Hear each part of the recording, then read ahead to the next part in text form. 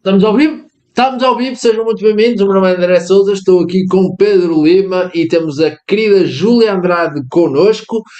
Para quem já acompanha o canal, já sabem que isto vai ser então aqui uma sessão de português, em que a gente fala meio inglês, meio português, ainda há um bocado de espanhol para o meio, vai ser divertido, temos muito para falar. Nós vamos começar por falar brevemente, porque ainda não tive a oportunidade de discutir com a Júlia os Emmys ao vivo, a gente já discutiu bastante nas mensagens, e vamos também falar de várias estrelas. Esta semana saíram várias estrelas que nós queremos falar sobre previsões, vamos aproveitar para atualizar as nossas também. Eu dei na cabeça do Pedro para atualizar as dele, eu não atualizei as minhas. Que bom, porque eu preciso atualizar, eu preciso botar no...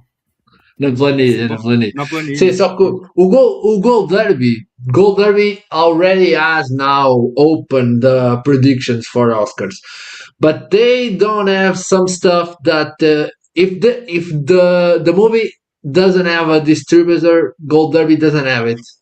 So I don't know if they already put in Andrew Scott and other stuff. So But yeah. Andrew Scott for what? Elsinore. Elsinore has distribution. Yes. Mas é recente. Não sei se eles já meteram. Okay. Yeah. Focus. Pedro, you are the guru of the distribution. What happened with Elsinore? No, I mean, why do you know? We share that. Yeah, I don't. I think Elsinore is still not in the Gold Derby yet.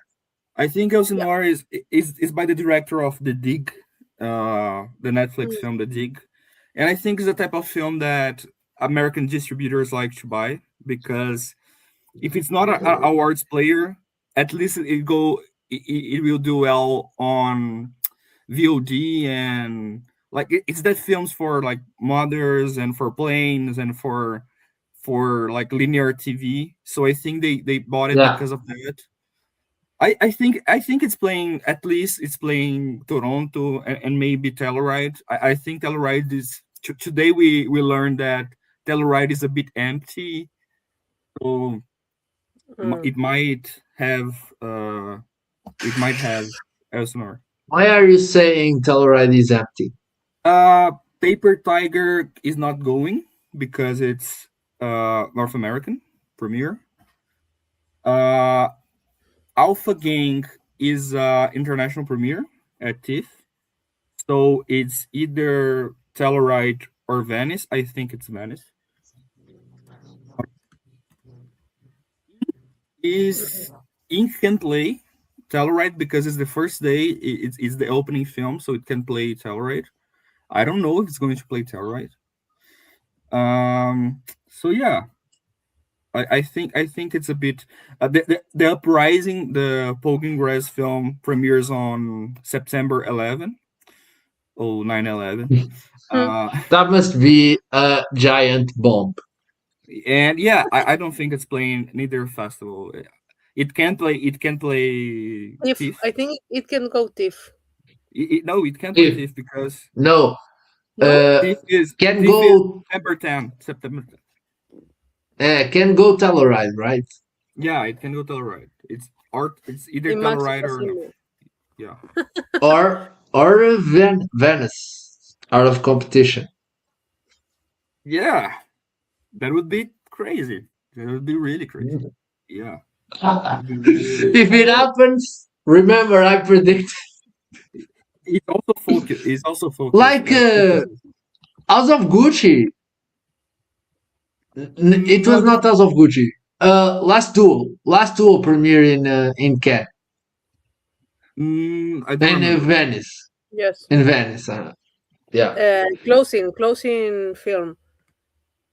Did you predict Lady Gaga in 2021 for Oscar, Andre? Not only I predict Lady Gaga for the nomination, I thought she was gonna win. I bet my money that she was gonna win because the race shocking thing is not the race was so crazy. I didn't even predict Jessica Chastain to get nominated. I predict Chastain getting nominated for the Golden Globe drama and SAG, and I remember I say that's all. That's is for her. I do The- predict. I thought it was Kidman. The before the Globes, I say no. Kidman is going to win the Globe. Kidman is going to win the Oscar. But then it started Lady That's Gaga, good. and I say no. Lady Gaga is going to win. I didn't predict Kidman for the Globe, but I never bought she would win. I was on the Olivia Colman is fucking winning this, and I was and I had a lot of money in Olivia Colman at the time, but I ended up predicting Penelope Cruz. I'm one of I those. learned that. Yes, no, I predicted Cruz too because I predicted Cruz too. The ballots are saying that Penelope Yes. Cruz is winning. The 5 And then ballots. I have 15. never buy again that thing that you are snobbed and everywhere and you win. Like for that reason, I never broke the Delroy Lindo is winning. No, never again. I think that will happen eventually because everything is gonna happen. Uh, I think that someday we will have a movie that gets at the Oscar Best Picture without any other nomination. I think this kind of stuff will happen one day. And let's talk about the Emmys, where this kind of stuff happened with Your Friends and Neighbors for Best Drama Series. Great nomination. I just finished the show. I watched season one. I thought it was enjoyable, but never. And the end was really messy. Season two is so unfocused, messy.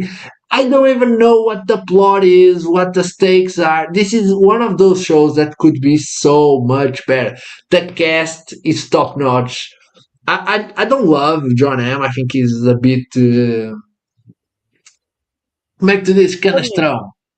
Horny. Eu acho que é um He's bocado really canastrão. Cartoony. He's so handsome. I found John Hamm so Oh handsome. yeah, but He's a boozer, right? Yes, Even him but a I boozer. wouldn't watch. I don't watch the show. No, I mean it's not my. It's not an yeah, actor that. but the rest of the cast is amazing. Amanda Pitt is playing a woman with perimenal menopause, and it's so raw, so deep. She goes crazy. The show is her. If you watch the show, you should nominate Amanda Pitt. I also thought James Marsden was out of this world as the douchey guy again, but so good because he plays a douchey guy that is a very pathetic guy, but is dangerous. The way he's pathetic, so dangerous, and is evil. But at his heart, is just a corny dad. He's just someone that cannot connect with his daughter. So James Marsden is top notch in the role that is one of the masters. And then I like a lot Unli. Unli plays John M's best friend. So the show could get a casting nomination one of these days if this is not a random thing. I understand why they nominated. It was very watched and it's very entertaining. But could be so much better. Just a fun fact: I was But yeah. supposed to talk to I was supposed to talk to Amanda Pitt about Your Friends and Neighbors, and my computer wasn't working on the day, and I skipped. Crazy Yeah. because I love Amanda Pitt, man. That performance, and you people will see the invite.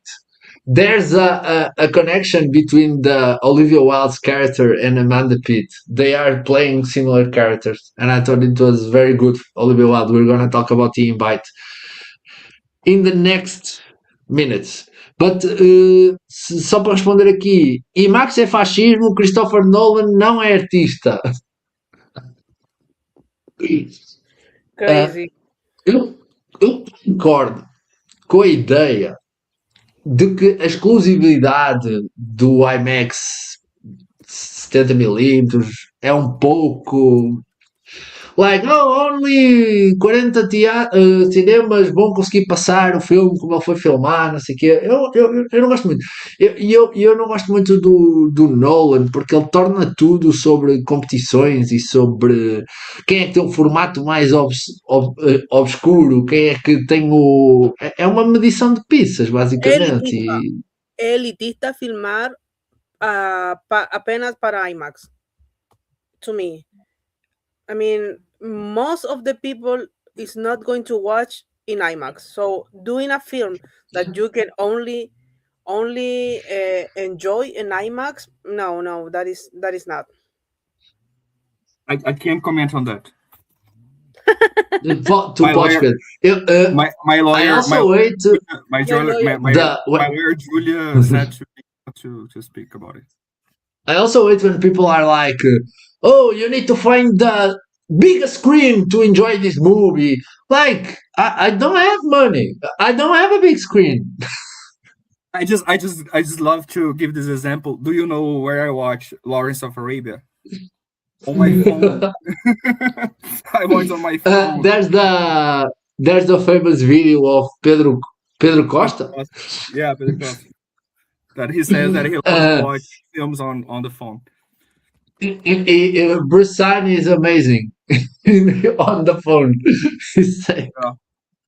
I'm Pedro Costa, yeah. Behemoth parece estar. Isso é outro take que eu também não percebo. É basicamente as pessoas veem um filme sobre música clássica, estar. Não parece. Não acho que vai aceitar. Eu acho que não é depois, tão sarcástico como. E acho que, e do que eu percebi, a personagem do Pedro Pascal não é um merdas. Não é. And Eva Victor, let's talk about Eva Victor. Eva Victor, oh my god, she looks so. Pedro is predicting Eva Victor for this movie for a long time. I'm not anymore. No, not this is best supporting actress, not best horniest actor. It should be. She has 2 horny films this year. Yeah, she has 2 horny films. Mm-hmm. I mean, of course, not predicting, but I liked the trailer. I like it a lot, the trailer, but I think the trailer is Pedro Pascal show, and that is what trailer shows. And is Pedro at the end of the day is not an acclaimed actor, So it can happen 2 things. Is the moment he really gets this he break that he break the him as an actor, he's already a star, but he can make it like a huge actor, a very good competent actor. Yeah, people is this could be his breakout in a serious way. I can act. I'm acting. Yes, I'm acting. Yeah, because right now Pedro Pascal is seen as this guy they are trying to make happen in the movies. He's very successful on TV, but they are trying to make fetch happen with him in the movies, I think. He is the Sam Worthington of our generation, the Latin Sam Worthington. The Latin Sam Worthington. There's other guys like they are still trying to make Aaron Taylor Johnson out. Yeah. Miles Teller. There's a lot of guys. When you're white and good looking, Miles Teller break it. I think Miles Teller happened. I think Miles Teller didn't happen. Is the least interesting thing about Top Gun Maverick. No, I'm not saying that he's interesting. I said that for the purpose that they tried to make him happen.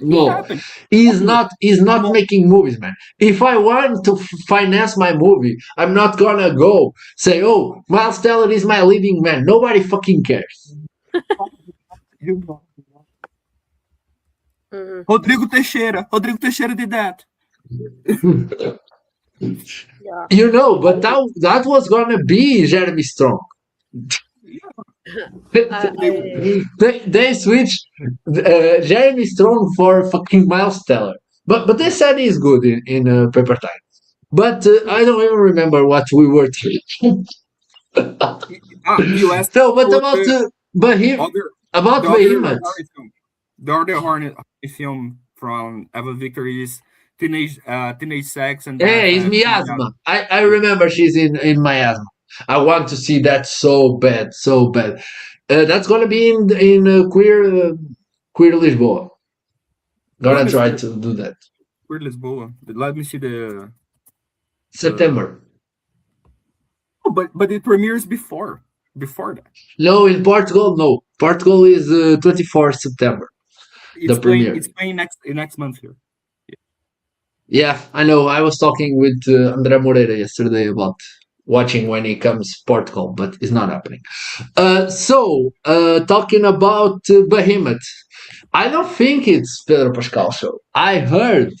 We heard about a man named Will Arnett that they said is very good in the movie. And I think this could be Will Arnett's Oscar nom. Will Arnett was robbed of a nom last year. I just want to remember that. It was robbed. And the thing is, I see a lot of people predicting Pascal. I see a lot of people predicting Behemoth, but I don't see a lot of people talking about Will Arnett. And Will Arnett is playing his brother for some reason. He's playing a big character. I heard he's doing like an Hollywood satirist, producer stuff. So I don't know. And another thing, random thing, Hank Azaria is playing the boy's father, and it's like Hank Azaria is a 60 years old man. How is the father of Pedro Pascal and Will Arnett? Pedro has 50, I think. It's 10 years younger. 52. But you know, the thing with that film is the film talk. I mean, and we can see it in the trailer. Has a few CGI for makes looks Pascal younger, because that film is in 25 years. Time. Oh yeah, that's true. I forgot that. And that's why they have 11 composers. One composer for each project. I think that's Nolan type of gimmick shit. For what I mean, someone, I think it was Jordan Rumi, give a spoiler, which I don't say it, but I mean, Eva Victor is the girlfriend in One Time. Olivia Wilde is the Pedro's girlfriend in another decade. You know, is kind of like that. The Eva Victor is said to have a small role. Olivia Wilde is playing like the crazy girlfriend she usually plays, and they said she's good in the movie. There's a world where the visibility of the invite helps her to get that nomination, but I don't know. Lucas, as pessoas falando que Calcifer é uma série indicada ao Emmy e Industry não, como se fosse um insulto, sendo que Calcifer merecia até indicação em roteiro pelo monólogo de Sarah Paulson. Eu sou da opinião, primeiro que estas comparações não fazem sentido, tipo, Calcifer não foi indicada em série principal, nem nada disso, tipo, foi indicada em cabelos, e estamos a analisar cabelos, não faz sentido estar a dizer, esta série tem um Emmy, esta não faz sentido, é a mesma coisa do, o Kubrick não tem Oscar, mas o Sam Mendes tem, tipo, who the fuck cares, eles não estavam a concorrer no mesmo ano. Kubrick tem Oscar sim, sou burro. Sim, Kubrick tem Oscar de efeitos visuais, pronto, é verdade, mas o Hitchcock, não sei, o Hitchcock não tem Oscar, mas ele não tem. O Jonathan Wilson falando aqui de I Play Rocky. O Danny Boyle tem. É tipo esse tipo de coisa. Esse tipo de coisa. Mas dizer que Calcifer é muito bom. Não, Calcifer não é muito bom. Mas eu nomearia Calcifer para Glenn Close e a Judith Light ou a Lorraine Tassar em Guess. Eu acho que a Glenn Close está tremenda. Não nomearia mais ninguém. A Niecy Nash eu também nomearia se o ano tivesse mais fraquinho. Dizer que não gosto muito da Sarah Paulson na série e não adoro esse monólogo também. Mas Calcifer não é ruim. Entre as séries que eu vi o ano passado, Shed Powers foi a pior série que eu vi o ano passado. Shed Powers é bom. Shed Powers is shit. Is shit from the butt. It should be. Pedro Pascal, ator superestimado, não vou aceitar a Searchlight dar prioridade para esse filme na award season. Assim, this could be the moment Pedro Pascal clicks for me. I don't know. But I think this could be priority. I mean, I because I don't Tony think it's Stark- priority. No, I don't have. I think it's going to be Wild like Horse 9, they are promoting that movie crazy. They know what they have with them. I mean, Or they are just crazy. that is going to Because vanish. they are doing this. They released the trailer in March.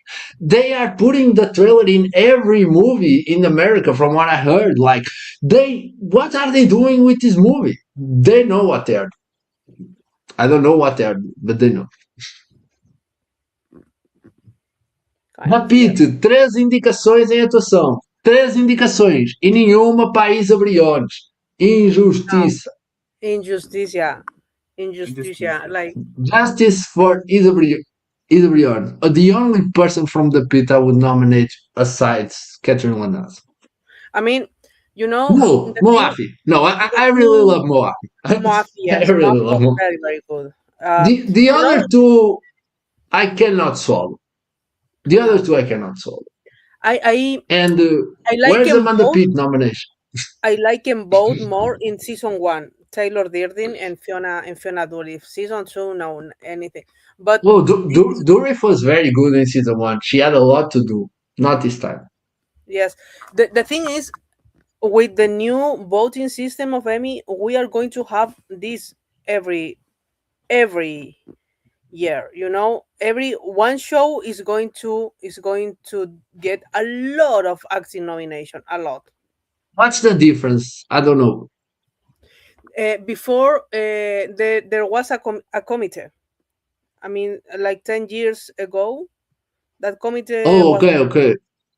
Now, but that's not now. That's a lot of years ago. Yes, that's not a new thing.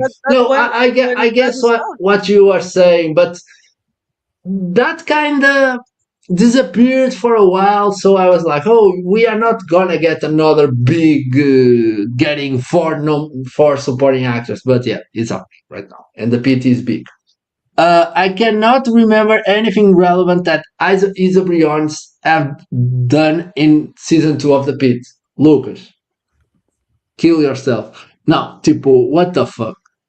She has so many scenes. The scene with Patrick Ball. Patrick Ball is nominated because of Isa Briones. Yes. The scene they are arguing against. There's the scenes with Garcia is so good because she's playing someone that's trying to hide that she loves that person. She doesn't want to show that she cares, but she cares. I think Isa Briones is amazing in the show. Mm-hmm. Same. No, I think Briones was amazing this season. To me, I mean, it wasn't bigger than Catherine Lanasa because Catherine Lanasa has 2 episodes when she's the lead character. She's not co-lead on the series like some suggest, but she is lead in 2 in 1 episode, and she is very, very important, very big part in the episode in another episode who is really focused on Noah Wile's character. And when I watched the episode, I think it was the 13. I remember we say, Andre, she's gonna win again. I mean, it's no brainer. Oh no, she's gonna win again. She has at least 2 strong episodes, like you said. But yeah, I think she could submit in lead. I have seen crazier stuff. It's a leading female, yes, but I like Rufo Schuhl is not a living anything in the Diplomat. So I've seen weirder stuff. I think Catherine Lanaza is the but Moafi is also very important in the show because she's like every scene with Noah Weil, Moafi is in. So Moafi is a sneaky co-lead this season. Yes, I think it's Moafi. Yes, it's Moafi. I think Moafi is amazing. If I could vote, I Yeah. will vote for Moafi. There are days I think Moafi is better than Lanasa. Because Lanasa is a bit gimmick. Because she has the big shouting and stuff, and people complain about the accent. I don't care. For me, it seems real. I don't care. But the Moafi, it sneaks on you. The performance is emotional, and you really care. And when she was introduced in the season, the character was rough. She was always talking about AI and stuff, but at the end, you care for her. So yeah, I think Yes. Moafi can be a dark horse. Moafi can win. And I will vote for Moafi. She's amazing there. I mean, but to I would me, it's vote for to Amanda me, Pitt, the not shift. nominated. I would vote for Lanasa. No, I would vote for Isla, but she's not nominated. Yeah, no, but I mean, to me in drama, are we talking about drama now? No, comedy. Yeah. I mean, No, comedy is very, very we're interesting. gonna do drama. This is blocked, but I we're mean, gonna do drama. yes, 95% of the actors of the pit não merecem as indicações. Eu concordo. Geralmente, quando uma série entra com tantas nomeações, elas não são merecidas. Tirando, por exemplo, Succession. Succession, eu acho que quase todas as nomeações eram merecidas. Mas, tipo, da Pitt, da Bear, essas do White Lotus, mete muita gente que eu não acho que mereça. É aquela coisa de nomear toda a gente que respira no set. The Crown já meteu muita gente que não merece. Então, eu de da Pitt nomearia o Weil, a Lanasa, a Isa Briones, talvez o Patrick Ball, dependendo do line-up. E em guest, eu gosto das nomeações do Jeff Colbert, do Ernest Arden Jr. e gosto muito da Brittany Allen. Para mim, I mean, Brittany Allen. Despite I don't believe Marisa Vela is supporting, I will nominate Abela over many people. I mean, another actress who gave a strong performance, but it wasn't shocking. No one was predicting her. Was Emilia Jones in Task? To me, that was Jones. The moment Emilia Jones My queen. become a thing for me, because I didn't love her performance in Coda, but after Task to me was like yes, no, she's the real deal. She's I'm the going best to- I think she's performance okay in in- that. She's the best performance in Task. The best. No, she's not. She's not. Wake up. Tom Felfrey is X. There's Tom Felfrey there. Tom Felfrey is giving like one like of the the best more than performances ever I like it more in than that the show. You know, and that's the thing. I mean, I think there is an open race, because I mean, I know the favorite is like Patrick Ball for the Pit in winning a supporting actor, but I think we are going to have a thing there. It's not going to win. Mm. I think So- that is going to be a big shock there. Yes. Something, there's only two non-white people nominated for the show, and one of them died. Yeah, that's crazy. Okay, so talking about supporting actor, we have one of the most wasting space nomination for Gavin Howell. He doesn't do shit in the pit. There's the Carlos Manuel Besga guy that I don't know. I have not watched Pluribs. I will do it right now. Goodbye. No, I will do it today, I think. There's Jack Lowden for Slow Horses. He comes and goes. He is here. There's Billy Crudup. Can Billy Crudup win again? Being the only nomination for the morning show. If I mean, I wouldn't rule it out because it's the only guy they know. I wouldn't rule it out because sometimes they just go with the flow, and Julia Gardner wins 3 times, and they just I guess let's fucking go. But the show dipped so much. Then there's Sean Odyssey. I don't think Sean Odyssey warrants a nomination. He's a guest actor. It could be another guest actor win. I think the performance is okay. It's okay. I never bought Sean Odyssey as a person as a thing in the pit. What's your take, Julia? I like I say, I mean the favorite of course is Patrick Ball, but I think he is not going to win. I think we're gonna have a shock winner. I mean, like a shock winner, because I mean, the people who is really fan of the pit doesn't spoke too much about Patrick Ball. You know, he didn't have the he was like almost every supporting. He was better the last season. I thought he started very promising. I remember I watched the first episode and I think, oh my god, this character is going to do very very interesting. But I don't know. I don't think so. I think he's very good in the I show, but doesn't feel a win. Doesn't feel like a yes, no, winner. I agree exactly. with you. Andrea Moreira is predicting Carlos Manuel Besga. I need to see to know He is if that's very good, something. but I'm not so sure that Pluribus is going to be that beloved. I think there is a Well, chance, but Pluribus did very well. yes, yes, I know. They didn't miss a beat, and that's strong. I think.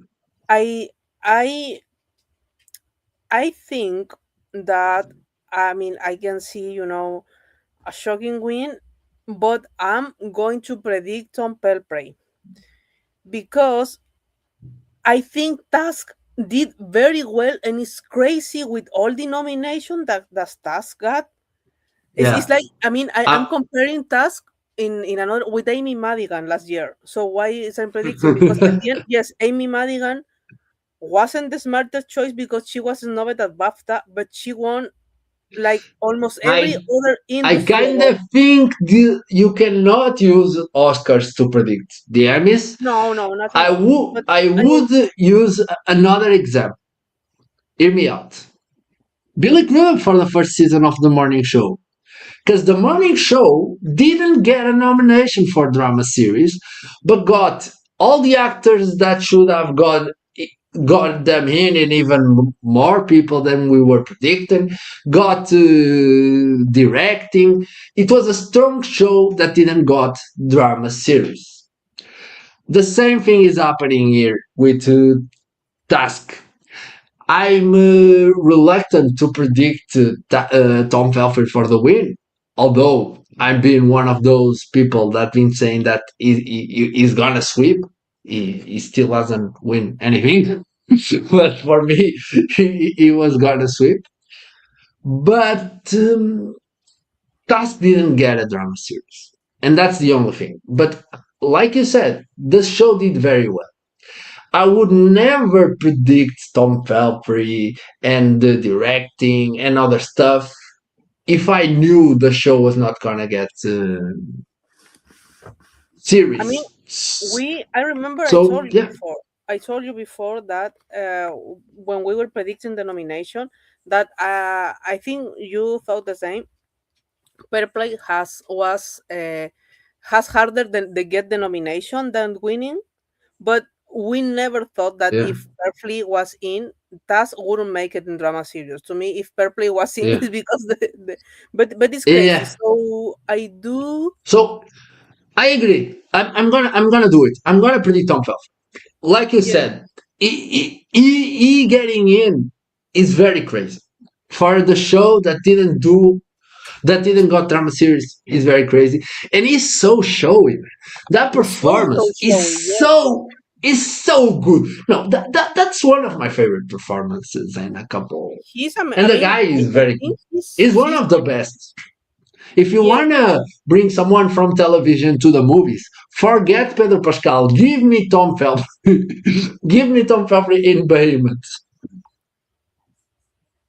Yes, I think like you say, I'm predicting per play with mean the smart money is on ball, of course, but I do For think it's sure. per play.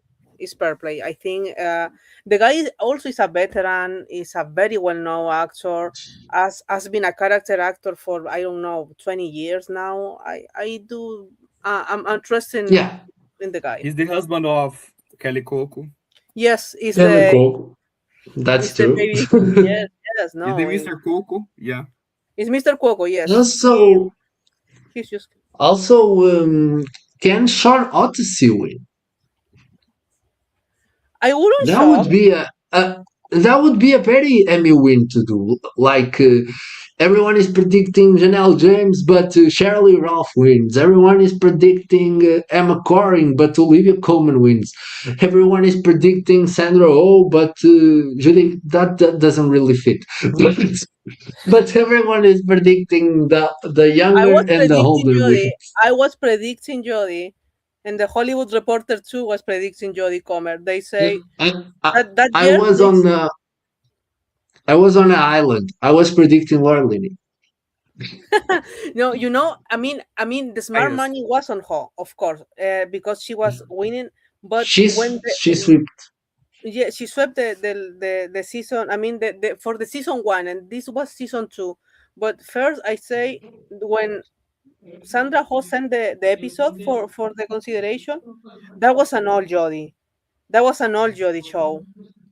And Hollywood Reporter, with the guy that I hate, say I've been hearing a lot that people is switching Ho for Comer, and I think yes, they love doing this kind of thing, awarding white people, and I love Jodie. Watching Killing Eve is so weird that Sandra Oh even won something because that's Judy Comer's show. when I finally watched the show, I was like, what were these people on? Because most of the time Sandra Oh won. Judy Comer was not even nominated. Yes, for season 1 because she was the unknown actress. For that reason, She was unknown, yeah.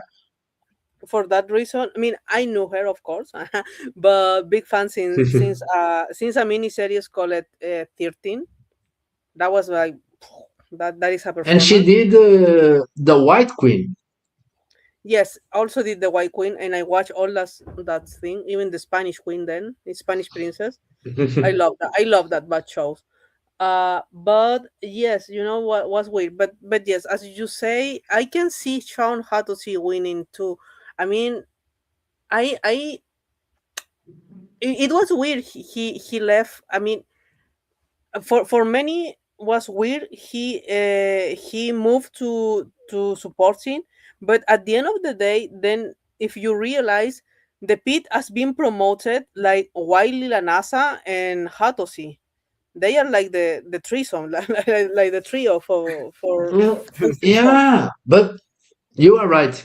You are right. This is the three guys because they won the Emmys for the first season, and yeah, I think it's very weird.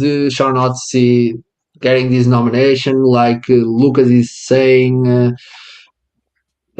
Foi a cota dele porque ele não tem uma cena boa nessa temporada. Eu acho que ele tem uma cena boa, que é aquela em que ele está magoado e diz à Supriya Ganache, Deus a tenha, para ela enviar os medicamentos que ele paga e a lot of people shipping them. I was so sorry. I'm just a girl. Yeah. Eu apenas sei que esse lixo de tapete pode entregar a pior temporada com atuações nível novela da AI que vão continuar sendo indicados. Yeah, that's real. Yeah. The moment the Emmys like you, it's so hard to drop it. Yes. But when they drop you, the Gilded Age was nominated.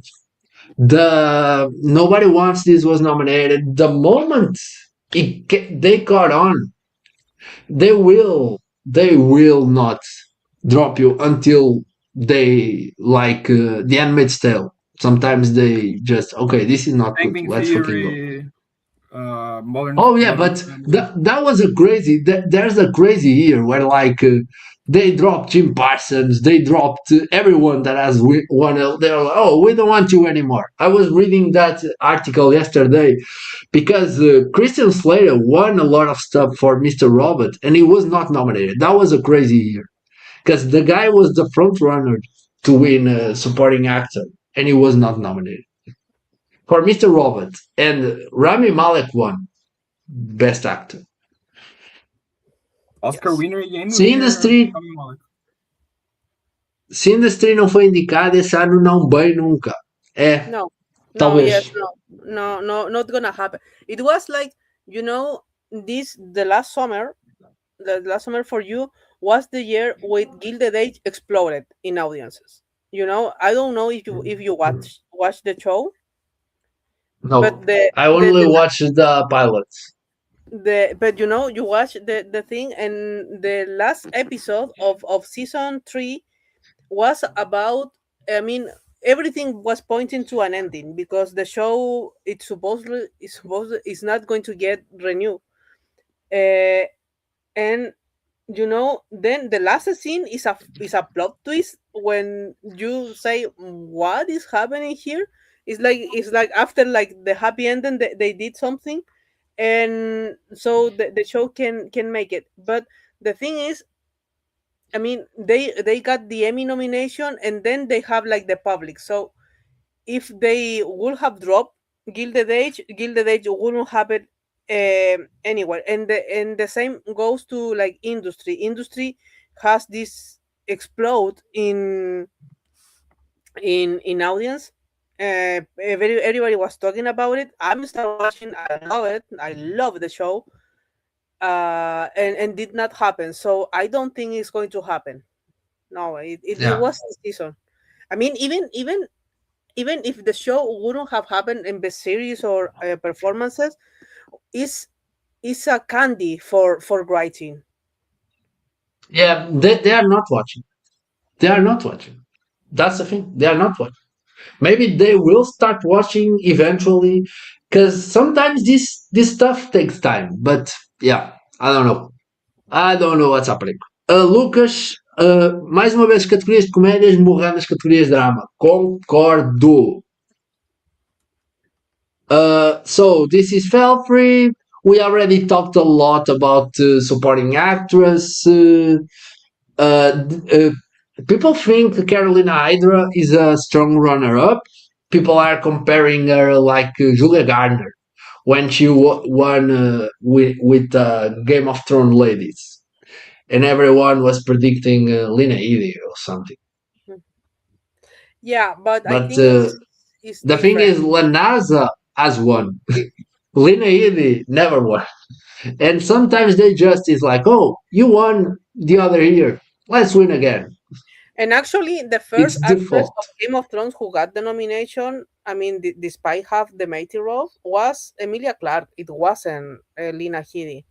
So and That's it's great. hard when with villains, you know, with a real villain like Lena Headey. So I think if Carolina wins, obviously is like Rhea winning, because the only time I think I saw that weird stuff was when The Good Wife, when Juliana Margulies lost. I don't know, in 2010, you know, was so funny because I think, Ashi Punjabi won out of nowhere, and and and then the one who lost Juliana was the front runner, and she lost. she swept the Winter Awards. Yeah, And no one was expecting Kira Sedgwick, and Kira yeah. Sedgwick. That was the tape system. That was the time that they watched the tapes, and Kida Sedgwick had a very strong tape from what I heard. So yeah, that's one of my mother's shows. She watched a lot of The Closer on TV. And the other day I found out that there's after Kida Sedgwick left the show, they did Major Crimes with Mary McDonnell or something. So they kept going, and J.K. Simmons was her boss at the time. So yeah, No, Kid but I Sedgwick was a surprise. That was the tape system. The tape system created those things. you But know yeah, I don't. I mean, they usually don't go with unknown actresses unless they are sweeping before, And Carolina, this is the third hmm, nomination she got. you could say that Lanaza was a bit of a no. She's a very strong character actress, but I never have saw her in I anything. So I I think predicted no, I predicted she's Catherine Lanasa, and I told you. I think we talk about it. I predicted in the yeah. moment I watched the SAG interviews with the actresses, and Patricia Arquette says, "I'm so happy for Catherine having this moment. Everybody who I know and knows Catherine is really happy." And I say, "Oh my God, she Yeah, knows people. She knows people." she knows people. She was married to Dennis Hopper. Yes. So So yes. yeah. Estou na esteira da academia. A função de vocês é me dar energia pelos próximos 30 minutos. Cá estamos, Kraus. As pessoas falando que ainda se vai ser indicada no Globo de Ouro. Se o povo do Emmy não assistiu a série, o do Globo de Ouro muito menos. Os votantes mais preguiçosos possíveis só repetem o que o Emmy faz com a adição de uma ou outra série com o mega público. Industry is more of a Golden Globe show, though. So No, I would not count it out.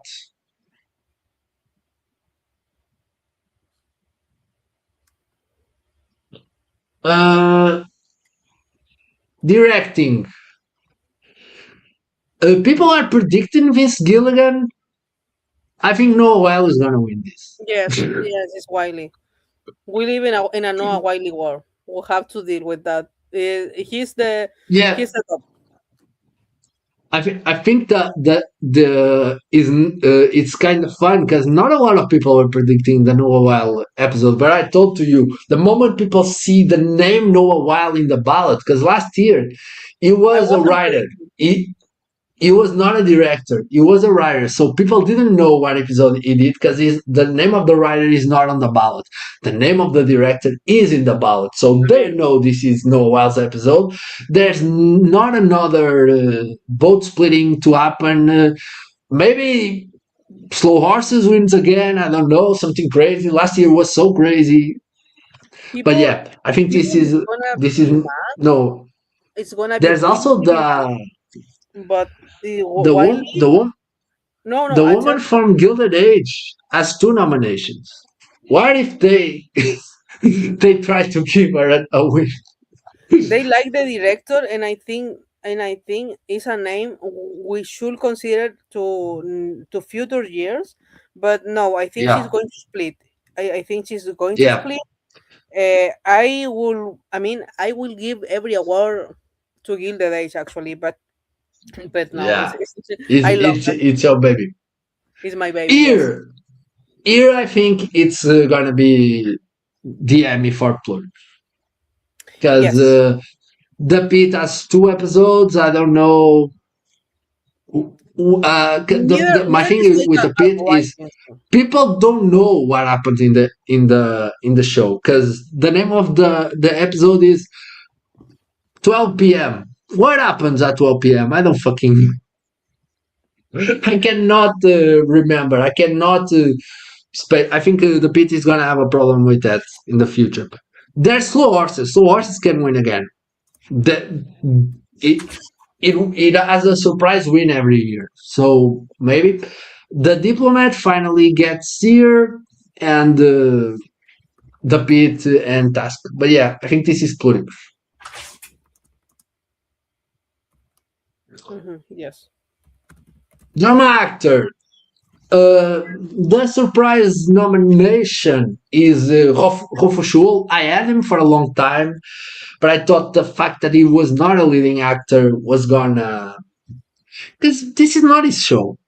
He's a supporting character. But great nomination. I think the performance is great. This bodes well for the argument that Carrie might be in the run more than people want to admit. The rest of the nominations are not surprised. The surprising thing is they nominate your friends and neighbors, but they don't nominate John M. I was predicting John M.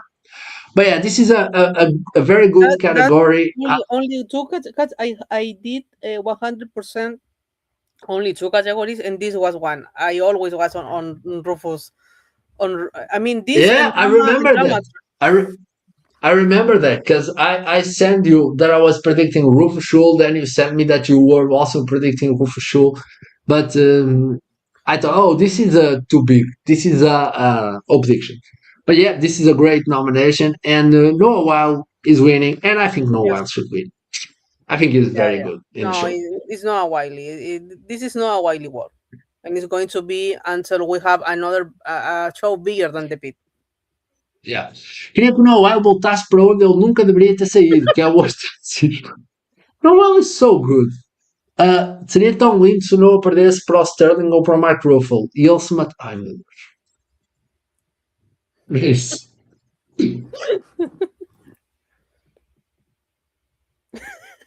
Non-actors. Another 100% for me here. At the end 100% for me too. I hear you. You was the one who told me it's Chase, and I dropped it. Kathy Bates. I was Yeah. Kathy Bates. No, I dropped it. I finally dropped Kathy Bates. It was so obvious she was not gonna get in, but we were too late to get that. But yeah, and you are the one that is telling me, André, Kerry Russell is a serious contender. And every time I send this to people, people are like, why the fuck are you predicting Kerry Russell? This is Racy Orn. Racy Orn is the big front runner. And I ask people, where does that come from? What does Racy Orn ask? I don't know. Because people are like, oh, Racy Orn is very overdue. If Racy Orn is overdue, Kerry Russell is what? Dead? Because she is acting since she is a child. So, I don't know. I'm predicting Kerry Russell. The show did very well, The Diplomat. I think Bradley Whitford can win guest. And I think Kerry Russell has another factor that people will vote for Matthew Reese. And they will get there and they will like, oh, this guy, I vote for him 2 times and his wife. Maybe the wife should win. Maybe I should give something to his wife. Yes, because in the Americans, the best perform. I mean, Matthew was amazing there, and I was so happy when he finally won the Emmy. But the performance there, I mean, the face is Kerry Russell, and she didn't win because it was always a stronger year. But I'm predicting Kerry Russell too. I mean, no, it was you. It was you that put this idea in my. I don't know if I'm gonna go through with it, but for now, I think Kerry Russell is more of a threat than people want to admit. Yes, I mean, at the end of the day, she won the SAG Award to Rhea Seehorn, and the last time we have that, I mean, with different system, was actually Juliana Margulies who won the SAG to Kira Sedgwick. And Kira Sedgwick won the Emmy, but usually when it's for the same season, you never got someone who lost the SAG, then winning to the person who is lost with. So I'm gonna put Kerry. I think Kerry is very beloved. She and Matthew are going to be everywhere. I think she's going to campaigning hard. The Diplomat is really watched, and I think.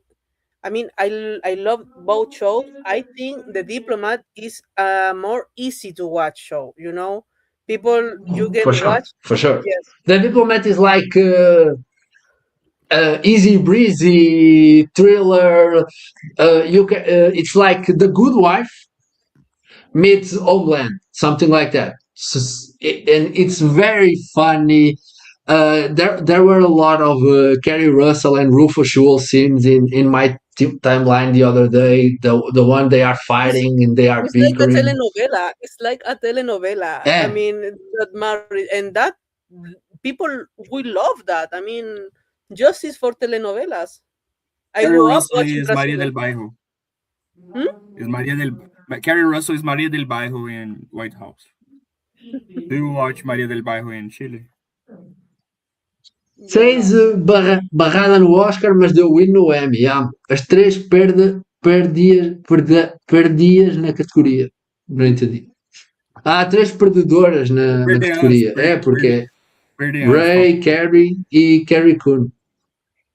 You know, yes. And if there is if it wasn't something between those two, I will keep an eye on Carrie Coon, but no, it's not going to happen. I mean, Zendaya is not going to happen this year either. I mean, I don't know. The Emmys are lazy, man. I can see Zendaya just winning because she's Zendaya and they like her. And they love to give her Emmys that she doesn't deserve. So maybe I can see that happen. Or, hear me out. What if Chase Infinity is the new Zendaya? Yeah, no. I think it's Kerry Russell. I'm going to keep on Kerry Russell. People forget Zendaya was in the only nomination for Euphoria, or the only other nominations were songs or something, and she was like fifth on Gold. She was like 5th place on Gold Derby, and she won.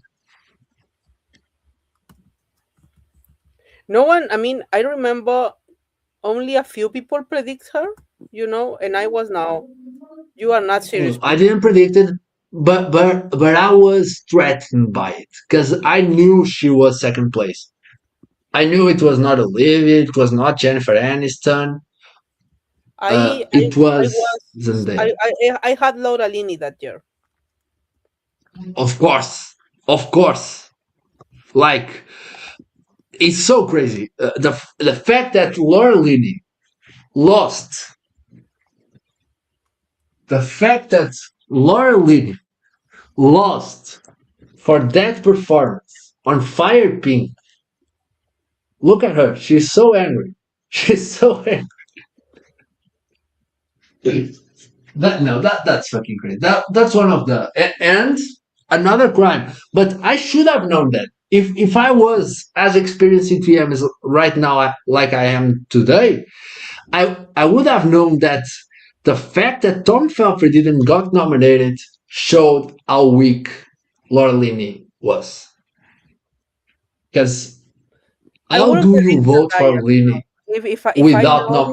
if I know better, I wouldn't predict Zendaya either. I do predict her for the second Emmy, of course, but no, to me, still was.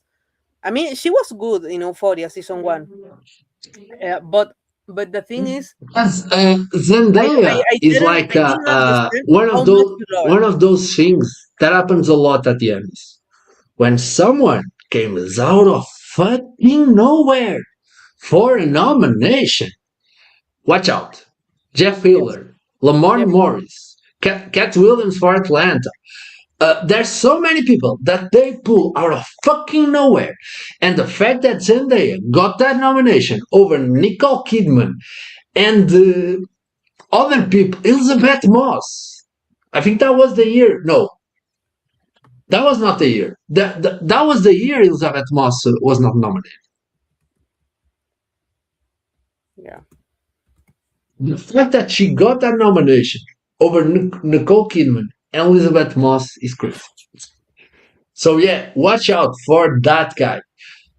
Watch out for that person that gets, because in the Oscars that usually doesn't mean anything.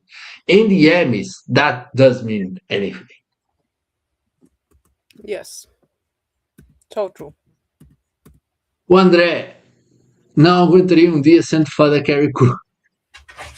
É, porque eu estou sempre a chorar a Laura Linney e a Laura Linney tem tipo 4 Emmys e 3 nomeações ao Oscar. Yeah, no.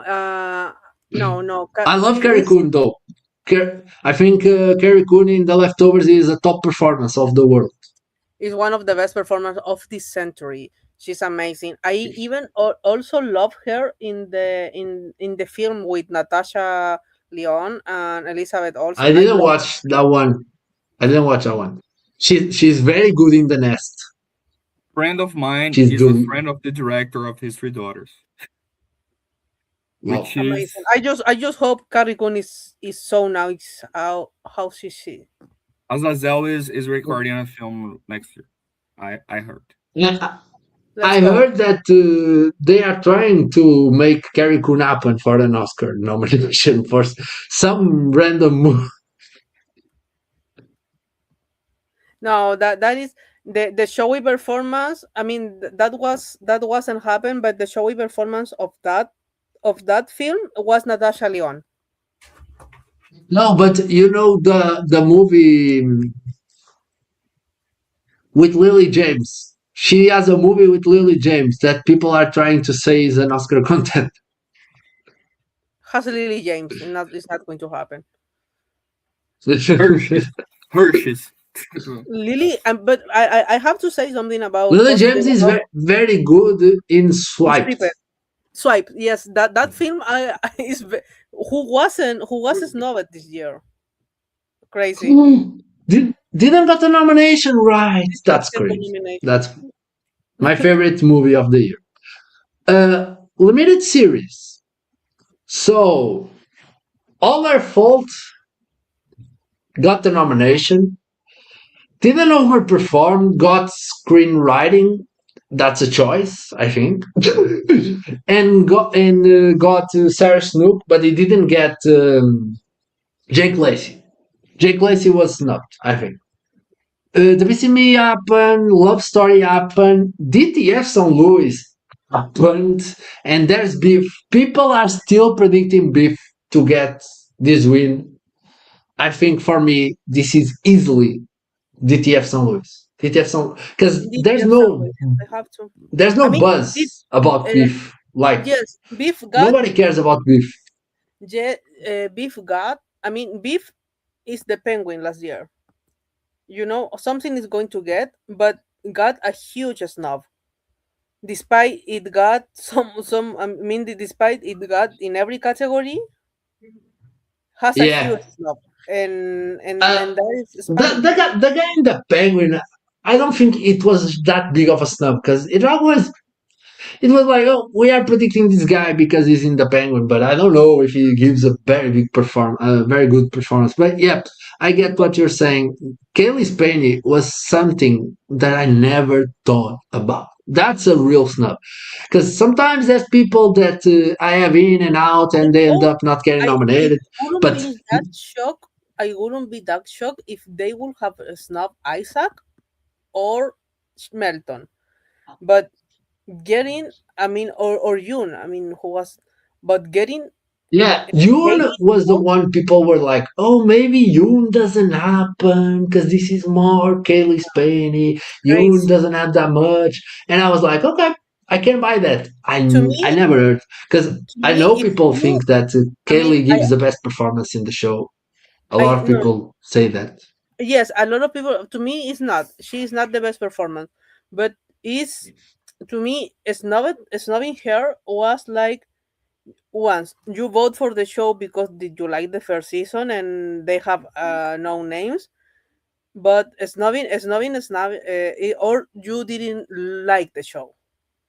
Yeah, I think that the none of these nominations claim that they love this show, and there's a show that the nominations say we love this fucking thing, and it's DTF St. Louis. Yes, and there's one of the biggest snubs of the day. We are gonna talk about it right now. It's your girl. Where is Mamie Gummer or Grace Gummer or what? Yes, Is Grace? Is Grace Gummer? Nepo Merrill too. That was crazy. Really crazy. That was the most crazy thing I ever saw. Yes, no, I never thought about it. That's another snub. That she will win. I thought she would win. I mean, yeah, I have Cardellini in the second place for me, but I thought she would win. I mean, it's crazy. I mean, no, Zimmer is an amazing actress, but at the end of the day, to me, if you like the show, you can vote for Constance Zimmer and not voting for Grace Gummer because the scenes of Constance Zimmer the showy episode, who is the last one when these people die. It's crazy to me. Grace Gamer out, but This is yeah, like this is a okay. very not talked about anything that they will nominate a random person over someone heavily predicted. That I remember talking about Laura Linney. Oliver Platt was Lemurics. Oliver Platt was heavily predicted for the last season of the Big C, and they end up nominating John Benjamin Wiki, not a big Emmy name. There's the same year everyone is predicting Rob Lowe for the Beyond the Candelabra movie, and they end up predicting Scott, and they end up nominating Scott Bakula, not a huge name. Gabriel So Basso the snubbed for Emmys, the Big C. uh, Gabriel Basso snubbed for. foda-se, Gabriel Basso, péssimo para caralho. Não, mas eu percebo a nomeação do John Benjamin Wiki, não cheguei à última temporada, mas ele é ótimo sempre. No, but the thing is, nobody would ever predict that Constance Zimmer was the only one getting nominated.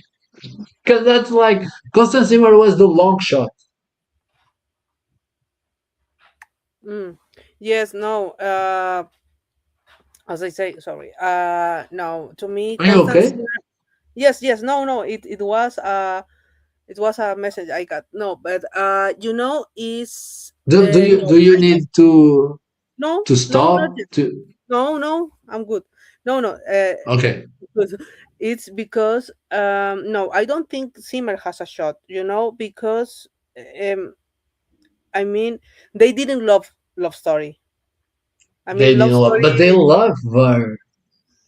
Yes, but Because no, Fellini. Zimmer can be a Lamar Mark. Yeah, No, but yeah, you I've know, been no, thinking about that. you know who's the Lamar Mark this year? It's Joy Sunday. It's just Sunday. It's Joy just Sunday. Sunday Yes, was it's just not because predicted. I haven't thought in what you say recently, that when a nomination came from nowhere, it can win, and that is Joy Sunday. But I Not think Joy it's going to Sunday. be Cardellini. Morer is predicting it. I'm not gonna go there. Because I think Cardellini is the show. Cardellini is amazing in the show. She's playing a femme fatale that is not really a femme fatale. She's amazing in it. I love her, and this is her moment, and she's a very known actress. She was Genius. in Freaks A and genius Geeks. cast.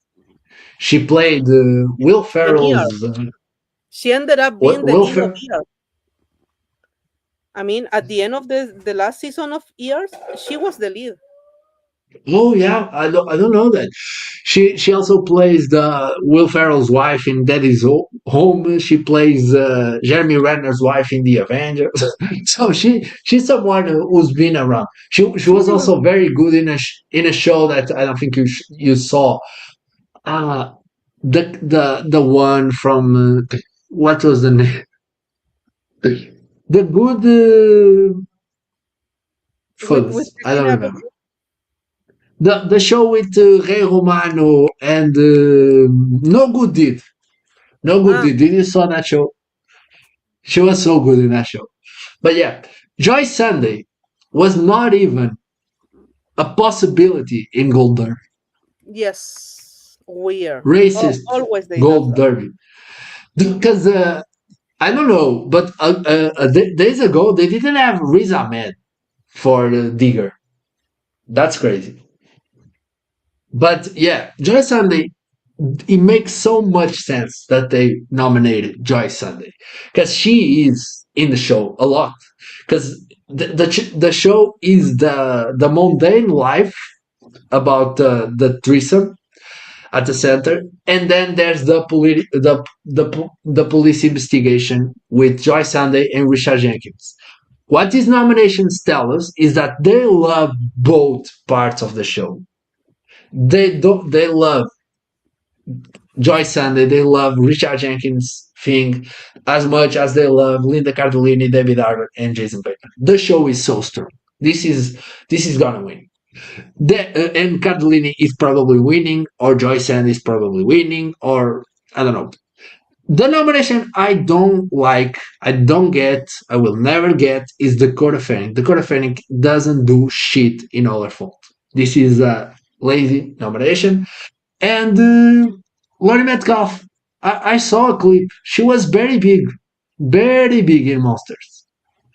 And they love her. And they love her, yes. I mean, not even she supporting Scott Rudin left the left the love out. So yeah, I mean she's beloved. And Naomi Watts didn't get nominated. We were right. Yes, I told you now. If you watch the show, she's the third one there. No, It was so funny because everyone was predicting her, and everyone was like, "Oh, she's so bad in the show. She's awful. And I was like, why are we predicting someone that everyone agrees it's awful? There's not a single person that I heard saying, "Oh no, Naomi Watts is very good in Love Story." It doesn't exist, that person. So sometimes we need to hear these things and think, why will they nominate someone that everyone says is awful? If people say she's awful, maybe the voters also think she's awful. And that's what happened. She was awful. She was not nominated. Cause avoided.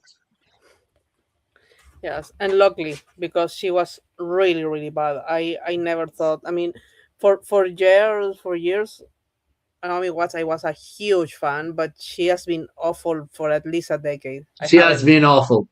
And when Ryan Murphy is involved, she is very awful. She's awful in All-Star. She's awful in All-Star.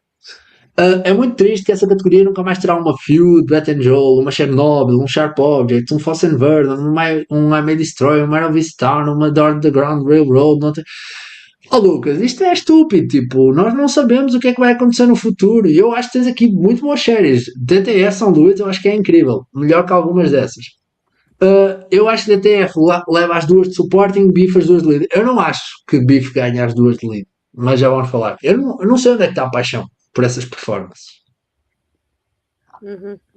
Yes. Supporting actor. David Harbour. This is Harbour for the win.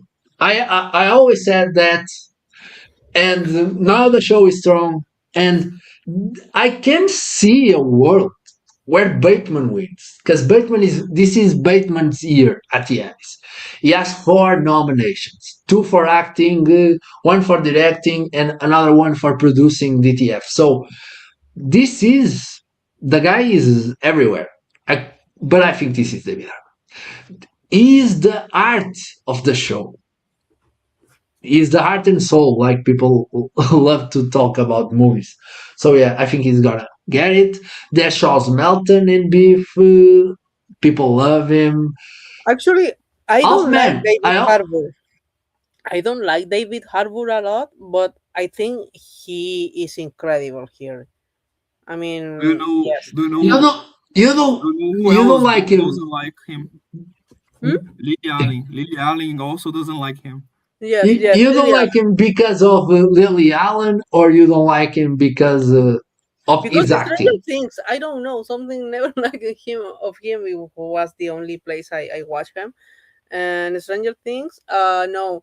But I was totally sold on him on this, and it's crazy to me that for the blackash of Lily Allen's, he dropped Behemoth, the Tony Gilroy film, for Will Arnett, and Will Arnett replaced him like a week, I think 2 weeks before it started shooting. Yeah, and the most funny thing is that Pedro Pascal was supposed to be in DTS St. Louis, and he was replaced by Jason Bateman. Crazy. Yes, and the film Behemoth first was for years. Oscar Isaac was attached to that project, and he dropped it for Beef. That's it. That's funny. I always thought that Off-Man was going to be just Richard Gere, nothing else, but people were like, "Oh, this is a big show. People love it." It's just Richard Gere and nothing. I should have listened to me. I should have listened to what I was saying. The show is so bad. I hate Hoffman. I really hate it.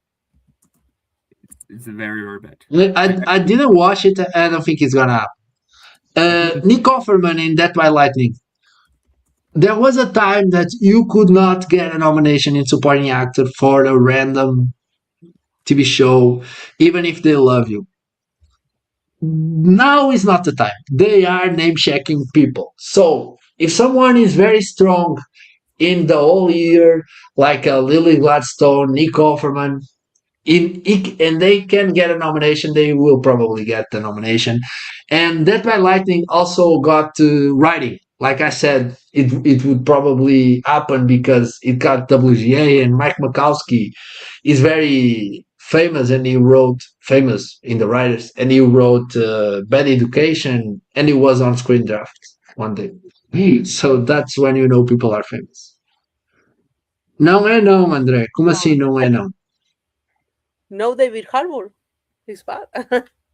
I haven't heard anyone who hasn't liked David Harbour performance. So maybe this is a Yeah, no, that's just a strong performance, and you care for the guy. He played like the sweetest guy in the world. Tu ias gostar da DTF, Pedro. Devias ver. I think it's just so funny that he plays that the show is about swingers after the Lily Allen album. I just It's think not swing. It's not swing. It's not swing. Ah, okay. It's not swing. Okay. Eu vou ver. It's deeper. It's deeper than that. I'll watch it. Okay. Directing. You have Black Rabbit, you have two episodes of The Beef, and you have DTF St. Louis. I think DTF St. Louis is winning. St. Louis, yes. This is Jason Bateman. No, it's not Bateman, right?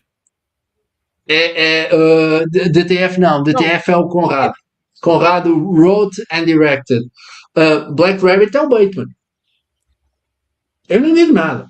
Bateman has like four noms, right? Yeah, I told you. He got producing, he got every nomination he was after, except Black Rabbit limited series. But that was a long shot.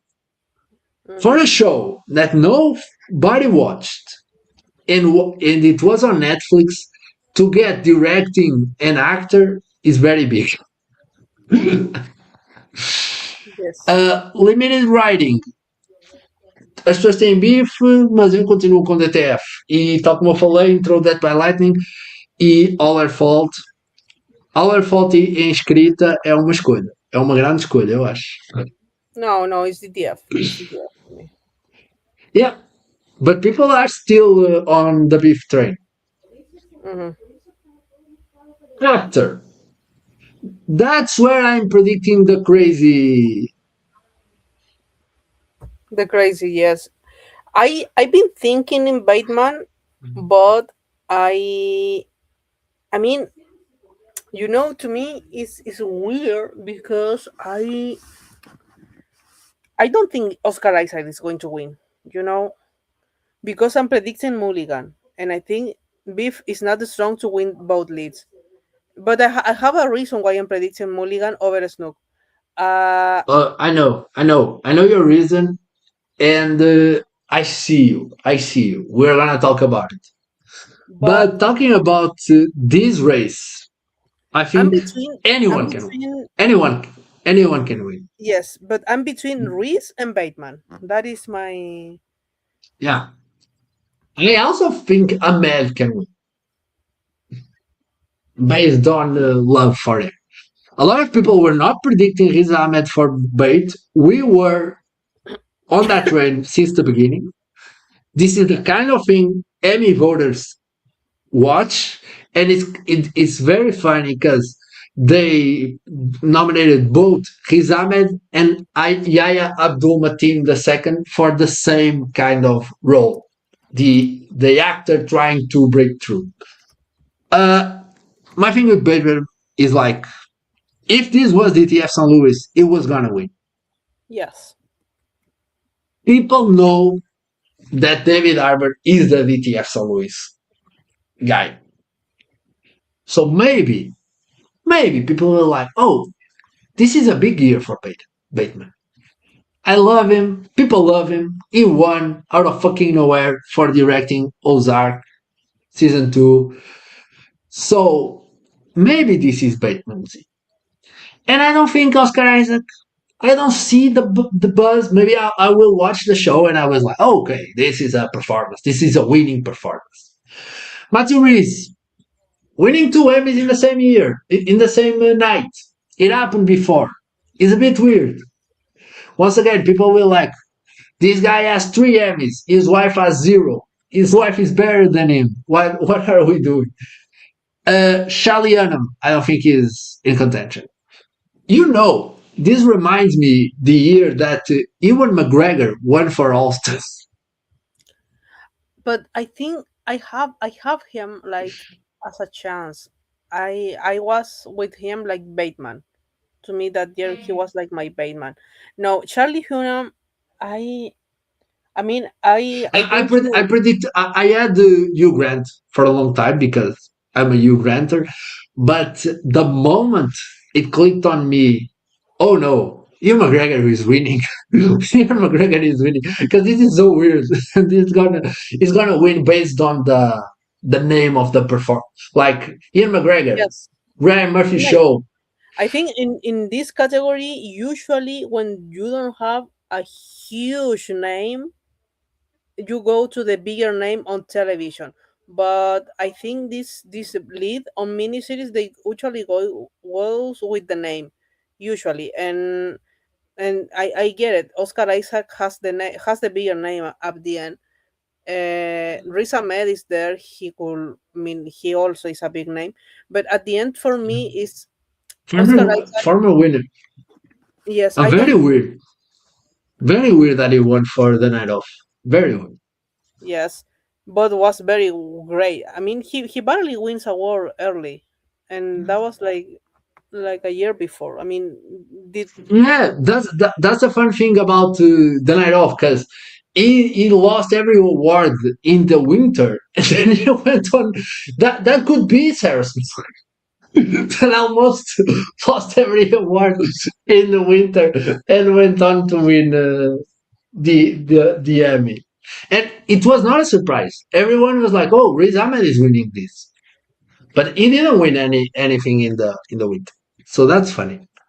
Uh, Você falou que a DTF é melhor que algumas minisséries que eu citei e eu discordei. Ah, ok, ok. Percebo. Eu acho incrível que eu e o André, a gente não concorda em quase nada, verídico. Riz, única indicação de Bait is power. Bait deserved more. I like Bait a lot.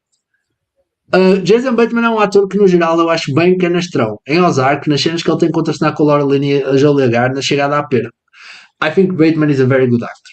I love Bateman. And this year proved that the guy has a lot of range because his performance in Black Rabbit and his performance in DTF are so dynamically opposed. He's playing two total different characters.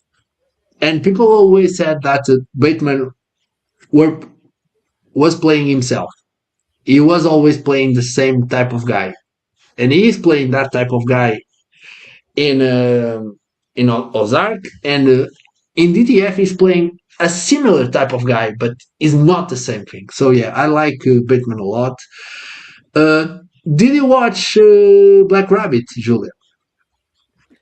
no Black Rabbit not. You should. It's good. I like it a lot. On these days because I have Actress. a long weekend. Yes, we are here. That is weird that Claire Dance is the last one because I think Claire Dance is on a strong third place. Um I don't know I what's happening with. Sarah Pigeon, so sorry, I try. She's not winning. She's not winning. I mean, the show Not wasn't winning. that strong. I mean, I always tell you that, I mean, not always, for a second I doubt, but I told you Patrick Anthony Kelly wasn't happening because that is not a good performance. So sorry. I mean, the guy is really hot. I mean, I was memorizing watching him because he's really, really hot. But no, that is not a good performance. But also, Grace Gomer, Miss, So no, Sarah Pigeon, I don't think is happening. But this is a star making performance for her. You know something funny about the love story nominations? No person that played a Kennedy family member, was Yes, got nominated. nominated. Yes, was weird. Yes, that was. Only the Bassett one. Yes, the woman they was the That's mystery for them. I mean, of course, Snook is strong. She at right now has the same path of Christine Milioti last year, winning only critic choice. But yeah. but I mean nominated for SAG, for Golden Globe, for but winning just the critic choice. But I'm gonna go with the name, the bigger name, and the bigger name is Carey Mulligan for me. I think she's going to Can I win. argue something? Hmm? For the Emmy voters, Sarah Snook is a bigger name. Yes, yes, of course, and the show did How very very well. many how But many nominations Carey Mulligan has at the Emmys? One. no, but How, she's a bigger name. She's how a many this nominations? category. This is Yeah, a no. category But for but cinema. the Emmy as their like you would never say Uzwaduba is big at the Oscars, but No, Uzwaduba no, of is course, big at but the Emmys. they And I think this Sarah Snook, category, at least this category is usually for the movie stars. You know, this I'm talking about only this. Yes, Snook is a big name, but I watch both shows, and I think Mulligan gave a better performance too. I think this is one of Mulligan's best. Has that title, that titular to that headlines that say Carey Mulligan gave one of her best performance. I do think she is definitely one of her best performance. Mulligan is okay, having a crazy decade, an amazing decade. I mean, to me, she has been one of my favorite actors since 29. I mean, since An Education. I think, despite the lack of Oscar nomination, she has a really really strong last decade. But this year is like this decade when she start collecting that strong work before, and like I say, I for me at least Mulligan gave a better performance. they will need to see the show right now. Sarah Snook, first 5 minutes of the show, I'm already low. Sarah Snook, you're gonna win everything. You're amazing. I cannot stop. Like she's so fucking good in this show. I think last year she won my award for best primary lead performance. Everyone, she defeated Kelly Bates and Noah Weil. Everyone you can think of. I thought Sarah Snook gave a better performance. For me, that was mind blowing performance. I love Sarah Snook. I didn't knew she had that in there. And I think this is a very strong performance about a woman that plays a mom suffering. So, and the show did well. The show did enough for me to know that it's a very watched show. I think it has a better reputation than Beef. Because All Our Yes, I Fault was think a it's big hit. close. Beef was not a big hit. Yes, but no. For now, I'm going to. I can change. I É. mean, I think it's a close. A Sarah Snook deu a vida para criar expressões faciais que nem existiam. É verdade. Não, é que é uma performance muito reativa. Ela está tipo uma múmia. A série inteira, quase. Muitas as coisas estão a acontecer à volta dela. E tu sentes a empatia por ela por causa do que ela consegue fazer com o olhar, com a cara. Eu acho que é uma performance tremenda. Eu estava à espera. I was expecting her to win more in the winter.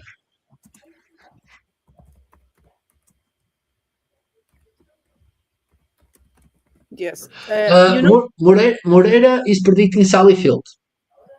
I have to watch Sally Field. I mean, and you know that after your monologue about the nomination from comes from nowhere, yes, people was predicting Sally Field, but it was a really weird nomination because TV movies don't get nominations anymore in lead Yeah, performance. but she was number 5 at the Golden. So Yes, she's at not the came out Golden Derby. Yes, came yes. out of No, nowhere. No, here was the but top I five. agree. Huh? In here in this category, they went with the top gold derby, top five of gold derby. Hey, it was top 5 of Gold Derby. I didn't predict Sally Field. I never took serious because of what he said. They don't nominate people from TV movies in this category from the last years. But Sally Field is strong. Sally Field is a big actress, like you said. If you ask people who's the bigger name in this category, it's Sally Field. Yes, yes, of course. I mean, nah, but I'm saying that there is more And the fans. movie has a the movie was a hit and he's gonna win. So I don't discount. I need to see the performance to know what I'm working with, but I don't discount Sally Field. No, no, no. It will be crazy. Come on, Sally Field is like she was harder the nomination Yeah, than the a classic, yes. but a true classic. Vamos lá falar sobre comédia. Let's talk about comedy. We need to talk about. Uh, I have a take because I don't know why people are so X is gonna win everything. X is this big juggernaut. I don't think like last year. People were predicting X to win comedy writing, and I was like, "What the fuck are you doing? That doesn't make fucking any sense." Because people, oh, it won Ted Lasso over Ted Lasso. That's not the same thing. The studio was never going to lose comedy writing, and people were predicting X because X is this big juggernaut. It's not. X won one time. I love X. I love X. Not this season, but this show is amazing. I love it. It's not that big juggernaut with the Emmys. This is not Succession. It's not gonna win the Emmys just because it's X. I don't think X is that big, and I don't think he's gonna win comedy writing. I think it's Widow's Bay. Welcome to Widow's Bay. Uh, the other nominations, they brought back Jury Duty. I thought this is a very good episode. So yeah, everyone knew that the share company was gonna get comedy writing, and like the rehearsal last year, got writing and directing. That's fun. Then Abbott Elementary got the same nomination from last year, the first the premiere of the season. The Comeback got the nomination for writing. It's a good episode. So okay, Julia, what's your take in the whole Axe is gonna sweep and this category in special? I think no. I think it's a very close race, but I'm going to stick with hacks because for a millimeter, I mean, I need to see how they campaign. For a millimeter, I have hacks winning, but I do believe that Widow's Bay is going to be really strong. It can win, and if they can win here, really here, but I'm predicting for now, like I'm splitting the race between the two of them. So I'm giving Widow's Bay direction, and I'm sticking with Makes that. sense. That Hack is going to win. Is going to win well. Series writing and best actress. For Don't you think that the weird Widow's Bay thing is gonna appeal to the writers? The same people that yes, is nominate weird people like Tim yes no. Robinson, Is for Nathan that reason. Fielder. For that reason, I thought a lot about it, but I I think it's more showy the direction, and it's Hiro Murai also. You know what? That's true. So But I do think the writing is because it's a tonal achievement. Because you are doing an horror show that is also a comedy, and there's a lot of stuff. And I think that pilot, I'm quoted as saying that's one of the best pilots I've ever saw. And it's really because the way it introduces you in the world of the show with Widow's Bay world. So I think he's gonna win. I remember people. Axe was predicted to win comedy writing last year. I never understood that. Yeah. For yeah, I'm going to, like I said, I think Widow's Bay can sweep, only losing actors because they don't are there. But I'm going to follow up the campaign first. Yeah, yeah. Let's see how. For me, Widow's Bay is very close. It is even stronger than the Pit because the Pit missed stuff. Widow's Bay didn't miss anything, and it brought random Dale Dickey. Dale Dickey is nominated for doing nothing because her showcase is not illegible. So this is the type of strong show we are talking about. The thing about comedy directing is that people are also predicting X, and I think this is Hiro Morai's Emmy. It's been there too close, and this is the time.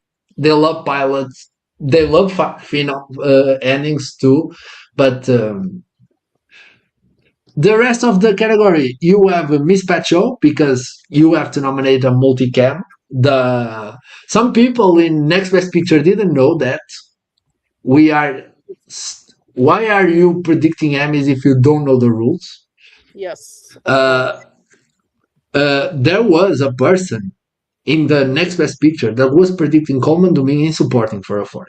I want to know what is this person thinking, and why is Neglia, the editor of the site, permitting something like that to happen? Why you don't have any brio for your work because you are putting on your site something that is wrong, totally wrong. Okay, so the share company got the nomination. I was not predicting this. This is interesting. This shows that the show had a bit of strength. There's the bear, got the nomination. Random nomination for Abbott Elementary for no fucking reason. Ball game. I don't like this episode, so okay. And there's Widow's Bay X. Widow's Bay is winning. Yeah, for sure. I don't have doubts in that.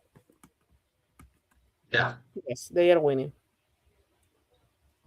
How about the supporting actor? This is an interesting category that you have Michael Lu. Really interesting, but I'm gonna stick with my guy. Harrison Ford. I think it's time. It's time. It's time. I think he I has a agree. huge narrative behind. It's now or never.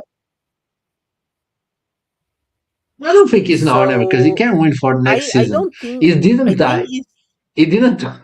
If the character died. but no, of course, but he's been. I mean, he has been snubbed. He has been. No, I think this is the year. But I do believe people is crazy if they think right now Dobbs is the threat to win because the nomination says other thing.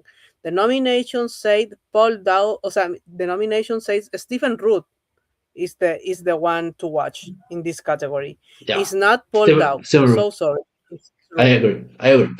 So, talking about this, I want to talk about the category before going in the winners because this is interesting. You have Michael Urie coming back. You have Tyler James Williams that dropped down and got come back. Same thing with Paul W. Downs. Then you have not many people were predicting Coleman Domingo, but second time that Coleman Domingo gets random nominated for the 4 seasons, a show that doesn't get any love behind him. Now, then there's Nick Offerman. I think Nick Offerman is so good in Margot's Got Money Troubles. And in other year, I could entertain Nick Offerman win. There's Stephen Root for Widow's Bay, something that I predicted in the beginning, like, oh, Stephen Root is very good. He has an episode. He has the Jaws monologue. That's very good. And he's someone that has been in every TV show. There's that game Actor.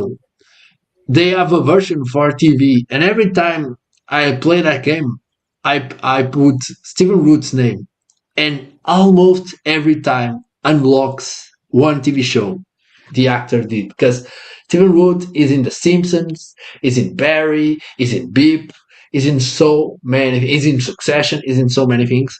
People know Stephen Root. Maybe this is Stephen Root award. This is like handout for The Handmaid's Tale. This is Stephen Root's Yes, it moment, could be. and I've the been thinking in Undoubted a lot. Undoubted Stephen Root. Actually, connected, man, connected. Because no, when I was because that's what a thing that people didn't predict. Undoubted was not predicted to win that it wasn't. for Yes, it Handmaid's Tale. wasn't predicted. No, it wasn't It was predicted. Was Tandy Tandy Newton. Newton. Was Tandy Newton the predictor? But Andau was the kind of actor. I predict her. I was one of the few people who predict Handmaid's Tale was Wow. winning. That's it. That's incredible. But I didn't. I mean, I predict most Dow series and just writing, but the show swept. After the thing with Andau was she was in a hot position. She was being in Leftovers, who people watch after the aired. But Stephen Root is like this kind of guy. He was in Barry, around a hot. You got a nomination for that. And it's a beloved character actor. Yeah. Just talking about Out, she also got a random nomination for Leftovers in the same year. So, and guest, the only nomination the Leftovers ever got at the Emmys was guest actress for Out. I think Out gives one of the best performances ever in Leftovers. Patty Levin, love it. I mean, I think currently, I think Andau is the best living actress in American living actress. That's interesting. Yes, I agree. I think she's crazy. Every time the monologue in Mass comes on my timeline, I cry. No, sweetheart, hit me, sweetheart, hit me. Yes, My fucking God. Kind of That she. Tu não gostas? It's weird because years before, around like 10 years ago, 10, 12 years ago, I was saying Olivia Colman is the best British actress. Why no one is talking about Olivia Colman? Wow, and, that's interesting. The thing with Andau is she can do everything. She can do comedy, she can do drama. Comedy, she can do drama. I love her. I love her. And that is my goal. And she's an Emmy winner. And Stephen Root, my win. I would be upset because Harrison Ford is my guy. Stephen Root is my guy, but Harrison Ford became my guy out of nowhere because of this performance. This is amazing. This is a showcase. But I don't know if Shrinking is strong to get a win. People say, "Oh, if not Matthew Reeves, Jason Segel would win." I don't know. I don't know if that's true. And I was predicting Harrison Ford last year. I was shocked when Harrison Ford lost. Mm-hmm. Yes. No. I'm. He lost to who? Who won it? Jeff Filler. Jeff Filler. Yeah. Okay. A lot of people were predicting Ike Barinholtz. Yes, I predict the same. For the same reason, the studio is going to sweep, but Jeff Hiller, one of the best. I mean, I probably was one of the 5 people in the world who watched that show. I love that show. I will have nominated her, the lead actress.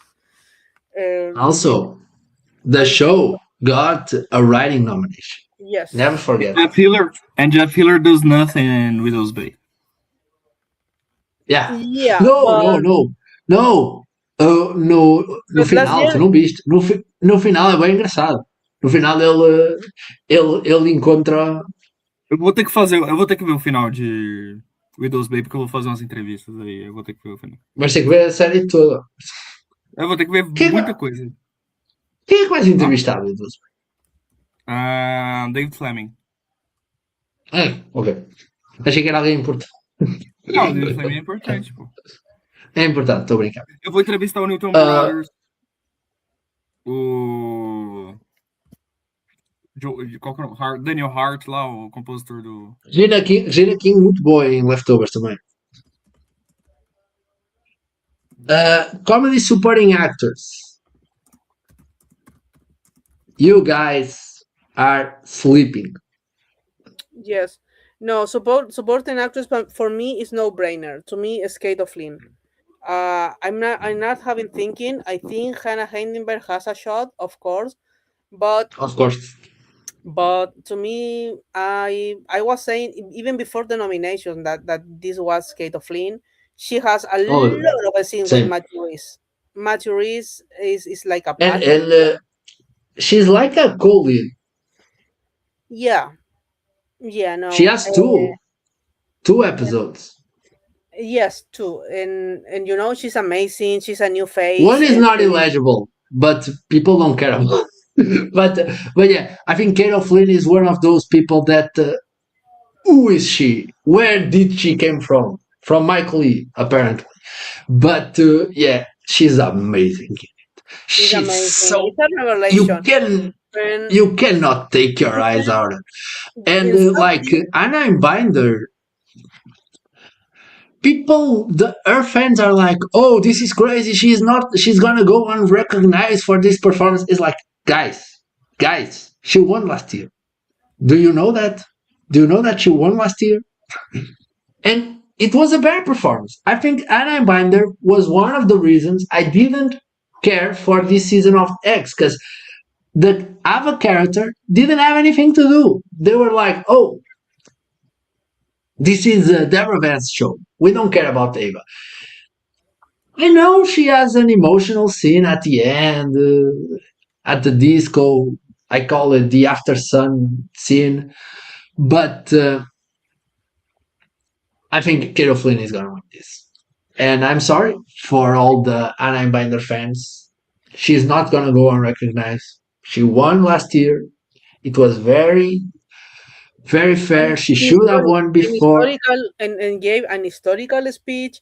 But we can't forget that she was. Hannah Einenberg is also he gets a lot of hate because she stands with she believes. I totally support her. I believe in everything that Hannah defends, but I think she's the kind of actress who is in a position sad, and I say really, really sad that she's in a position when she raised eyebrows. You know, I don't know. Yeah, but I don't think she's gonna lose because she supports Palestine. I think she's gonna lose because Kate O'Flynn is better. Yes, I do think. I mean, it's so fun. Kate O'Flynn is so fun. O Pedro está preparado para dar o quote do speech da Araimbine. Go birds, fuck eyes, free Palestine. Amazing. He discourse. What a speech! I wasn't watching the Emmys last year because I was doing a road trip, a 12 hours road trip. So I remember that. I couldn't I just could watch like a few moments where my internet was better. And one of those moments, André said to me like, Anna Binder gave a historical speech, and I said she's going to mention the Philadelphia Eagles, and she's going to mention Palestine. I said that to him, and she did. And it's historical. It's talking about the category, because this is interesting. We don't have Sheryl Lee Ralph for the first time in 4 years. We don't have Ashley Padilla. They don't care about SNL, it seems. Yes. We don't have Dale Dickey. I was toying with Dale Dickey. I thought that could happen, but I wasn't It was not serious. It was never serious. But I thought, because my thing was, if they are gonna nominate Dale Dickey, why would they not nominate Key Callahan?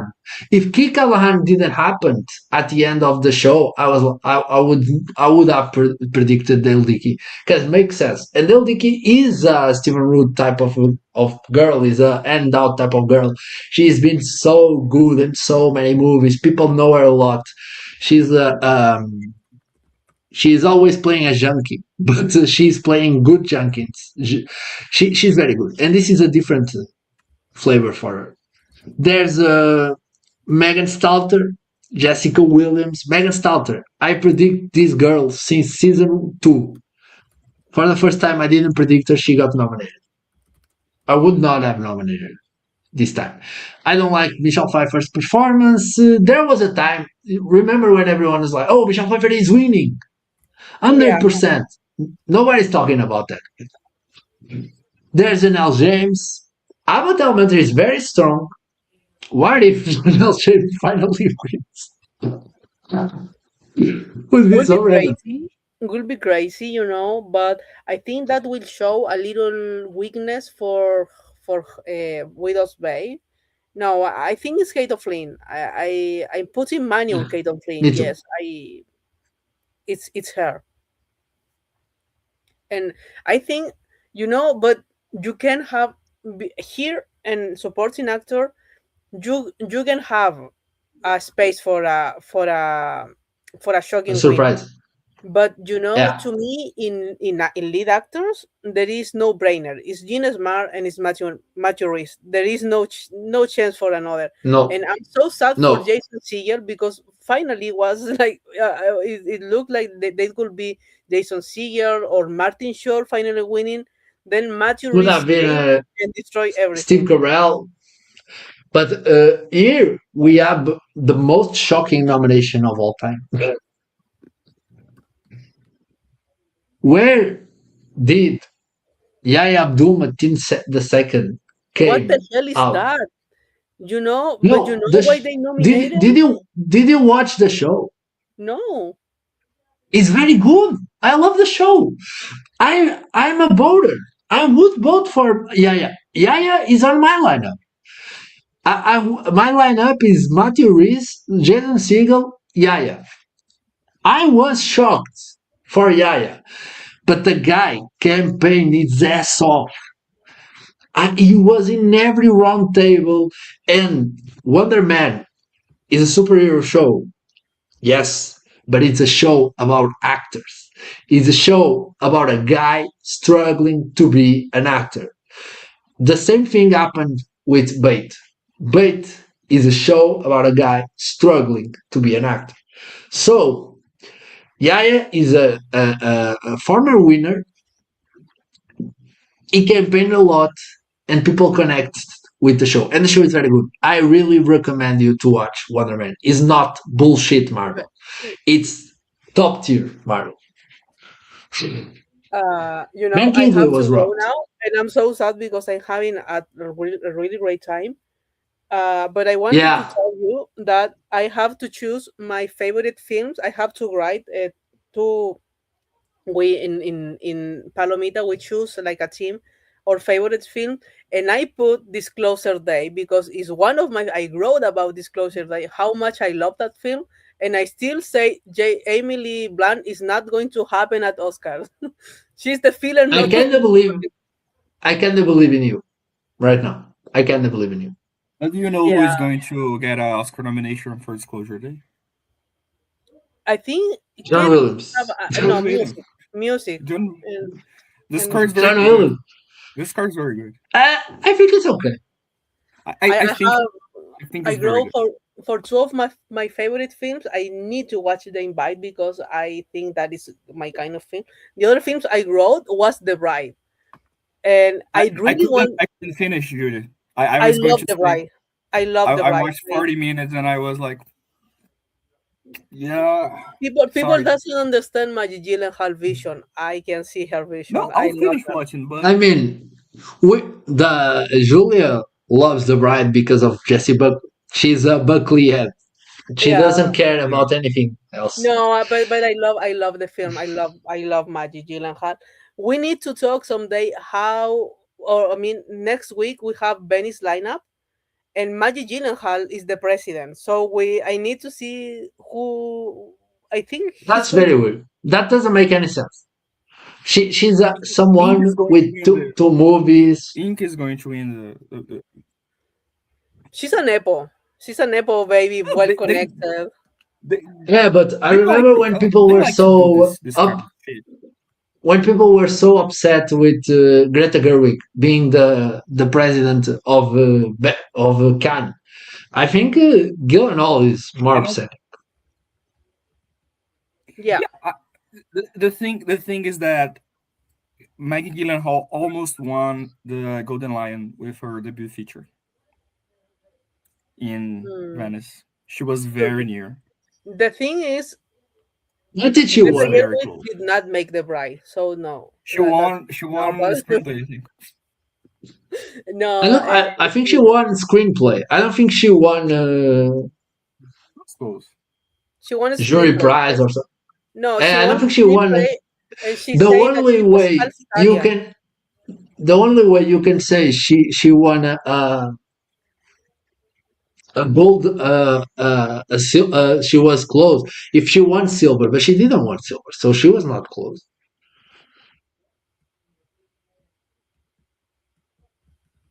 Podemos o Pedro? No. I was checking something. No, yeah. I think it's very rare to have. It's Because very rare. Jane Campion won silver, right? No, she won the lion, or She won direct. No, No, the director. lion was Levenema. Levanama, yeah, was Audrey Duan. Audrey, how fuck it, no, I'm but not- that was different year. No, was that year the best lion Yeah, ever? it was the I Bon love Jovi that year. film. You know, I was mad. I was a fight with Scott Menzel that season. That because the guy say the guy really say he no one saw this lion coming, and I was like, the buzz around happening was strong for a lion, you know. But Yeah, I remember Ronaldo talking about the actress. We were on live and he said, "Oh, to me, oh, the actress is probably winning, but I don't think there was that much buzz for the lion." yeah, no, Yeah, no, I mean, because it's but the was year. laugh. It's the same year that Titan won. Yes, and people was Yeah. that year won Penelope Cruz, and people was predicting Kristen Stewart, and I remember I say, it's Ana Maria Bartolome. She's going to. I mean, the buzz around that performance, the buzz around that film. Yeah, there was, yeah, because Ana Maria Bartolomé is now someone in the movies because she's in Mickey 17. So yeah, she crossed over a bit.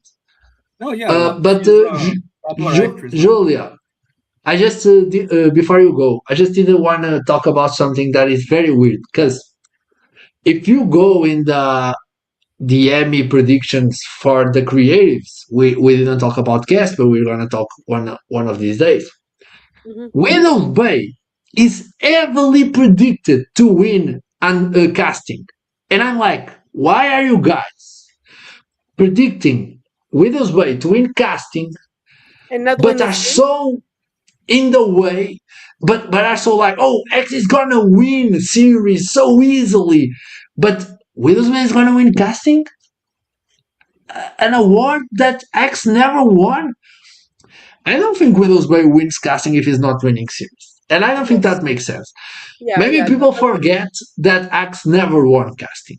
I mean, another question that I have to you before I go is, Lisa Kudrow is going to win TCA, right? Matthew Reese, Or is okay, no Matthew Flynn, Reese? Or is Matthew Reese? okay, no Flynn. Little Flynn can win. Because I think I was And so sure Lisa Kudrow was winning that. Enter Widow's Bay. This is Matthew's Reese year. We live in this Matthew's Reese year. So I think I'm yeah, but changing. David Harbour can win drama. That would be interesting. That would be crazy. But Or Marisa Bell. I think I Is don't know. racier People are predicting ratio. Yes, I think she has the favor of the critics. She can definitely been there. I remember I said Rhea Seehorn must win when she won the last time, but it will be Kelly is nominated. No, No, I don't know. no, but They don't care for the diplomat. They never nominate the diplomat. I wouldn't rule it out despite the hate. I mean, it's Rhea Seehorn is the favorite. David Harbour, you see as an alternative? Yes, I don't think so. I believe that it could be, Rhea Seehorn. Maybe if they go with La NASA. La NASA has two strong episodes. I wouldn't rule it out. I mean, it's Rhea Seehorn, but I agree with you. I can see something weird. Felipe that's my Andrade Arriagada. Que seca, Yuli. Yes, he called me like that. Yes, no, that's my brother. I told him that I was being there. I was being here today. But I've been thinking. I mean, it's Rhea, of course, but La NASA has the rape episode of the episode when really sad. I mean, I was.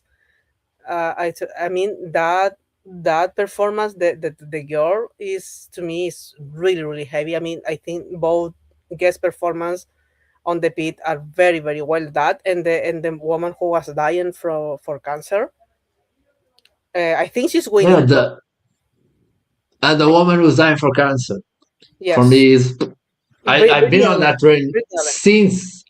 You remember I sent you one day. Yes. I was watching the pit and I said, the girl who plays Roxy is winning. She's going to win. Oh, she's going to win. But I also said Jeff Daniels was going to win for shrinking. So I'm not. Well, guys, I have to go, but thank you very much. Thank you, Julia. Bye. Let's see if I don't drown in here. Good movie. Have a good movie. Yeah. Dame bendiciones, tia. Bye. Yes, she won for Better Call Saul being a supporting. She wasn't supporting. She never was supporting. She was lead. She was a cool lead, but yeah. My take about Better Call Saul is that Jonathan Banks was a cool lead. Never a support. Because he had like his random show happening around the other show. Because there was Saul Goodman, and then there was Breaking Bad 2.0 with Jonathan Banks. Okay, bye. Bye. Bye. Adiós. Rhea Seehorn, a última vencedora. Best of boa. Boa, antes do TCA virar uma contenda. Um crime terem estragado dessa forma a sequência linda que estavam seguindo. Contenda porquê? Porque ganhou o Noah. Por isso é que é contenda. E ganhou quem? Ana Sawai? Acho que foi isso. Vocês vão falar sobre as categorias de guests? Eu posso falar rápido. Para o Pedro não se chatear comigo, mas posso falar rápido. Tem intermissão aí em todos os filmes? Tem intermissão em Portugal em todos os filmes? Tem, não sabias? Tem um intervalo. Não, mas hoje em dia já só para os filmes de 3 horas. Mas havia uma altura que tinha em todos. Mas hoje em dia é só para os filmes de 3 horas. Mas só desde a pandemia. É que antes todos os filmes, até filmes de 1h30 tinham. Filmes para crianças têm. Tanto que uma vez fui ver o Wonka e teve uma paragem a meio. O Wonka é um filme para crianças.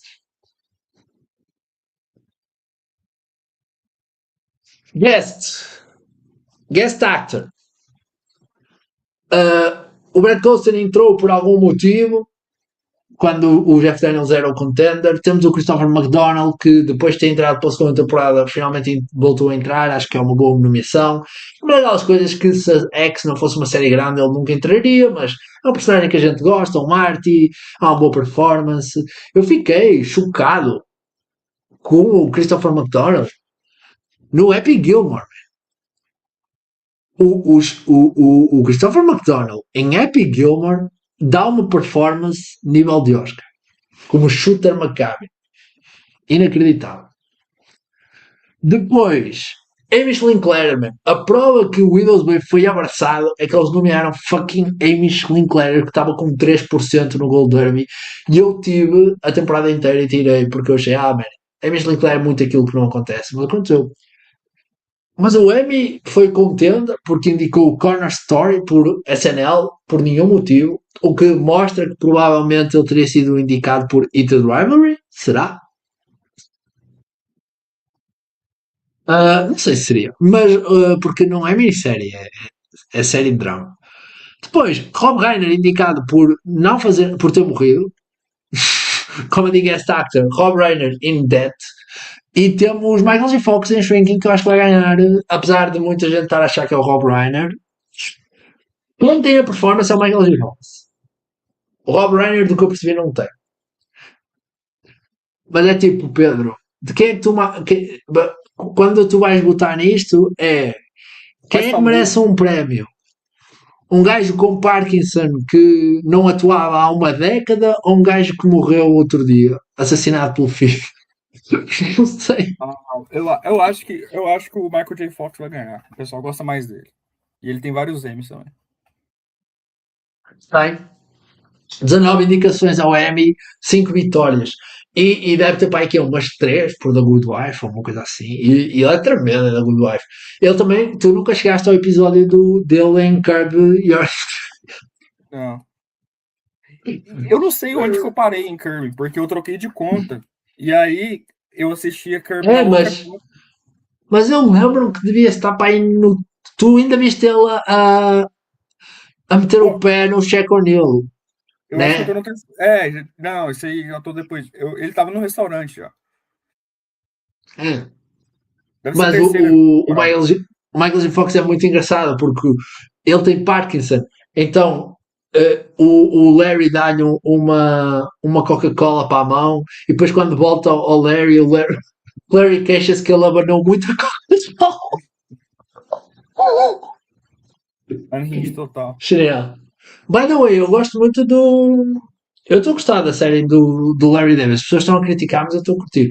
É um sketch show, tem um sketch bom, um que é ok. Ainda não houve assim nenhum que me apetecesse bater com a cabeça na parede de tão unfunny que fosse. Eu acho que todos. Só que é muito reciclado de Curb. Eu concordo com isso. Mas, man, teve agora um sketch em que ele basicamente faz o Joseph McCarthy. E é tipo, eu não gosto dos comunistas porque os comunistas não têm. São tipo, sabes quem é que não respeita a Madeira? São os comunistas. Sabes quem é que não tem sabes quem é que não tem um doormat? São comunistas. É tipo, tudo o que ele não gosta é comunista. Lembra-me aquele meme de Everything I don't like is woke. Exatamente isso. Então tem muito boas piadas. Eu gosto a Propose or Nothing, eu gosto disso. O Michael J. Fox, ele ganhou por Family Ties 3 vezes. Eu sei. Ganhou por Spin City, não? E por Rescue Me, que eu não sei o que é. Não sei o que é também. Mas quantas nomeações ele tem por Good Wife? 3? 2? 4? Vamos ver. Deixa eu ver aqui. Deve ser 3. Eu botei Show Wins Only. Ele tem 2011... 2012. 2012 ele tem por The Good Wife e Curb. Sim, 3, verdade. 4. Contei 5? 4, 5. Eu tenho 5. What the 16, 15, 5. 13, 12 anos. Eu só me lembro de tipo 2 episódios. Não, é muito bom. Man, porque o Michael J. Fox em The Good Wife faz uma personagem que usa a sua doença para ser mau. Para tramar as pessoas, é muito fixe. Adoro. Incrível, Luís Canning. E outro dia vi um episódio dele em Scrubs, em que ele é sensacional, mano. Eu teria dado. Ele já estava doente nessa época, né? Ele já estava doente nessa época. Tava. Ele tem OCD, a personagem dele tem OCD em Scrubs, mas dá para perceber que é. Porque ele saiu de Spin City. Spin City é uma série do Bill Lawrence, co-criada pelo Bill Lawrence. E ele saiu de Spin City e quem entrou foi o Charlie Sheen para substituí-lo. Não, ele foi diagnosticado em 91. Exato. É a altura de Spin City. Não, Spin City Ele sai de depois. Spin Não, mas ele sai de Spin City quando começa a gravar. Grava muito, a certa altura. Não, tá. Mas é que Spin City começa em 96. Ele sai em 2000. Ah, ok. Ele sai em E 2000. aí ainda teve em 2011 ou 12 o Michael J. Fox Show. 2013. É temporada de 2013. Em que a mulher dele é a Betsy Brandt, de Breaking Bad. Mas não entra. É porque foi cancelado também, né? Era CBS? Eu não lembro qual que era a emissora. Mas foi super previsto, não é? Continuando. Mas Comedy Guest Actors.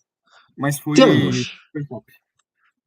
Lily Metcalf, Lauren Whitman, Sherry Jones, Leslie Bibb, Caitlin Olsen. Eu tenho a dizer, eu tive 100% nesta categoria e por algum motivo esta categoria tem 7 nomeados.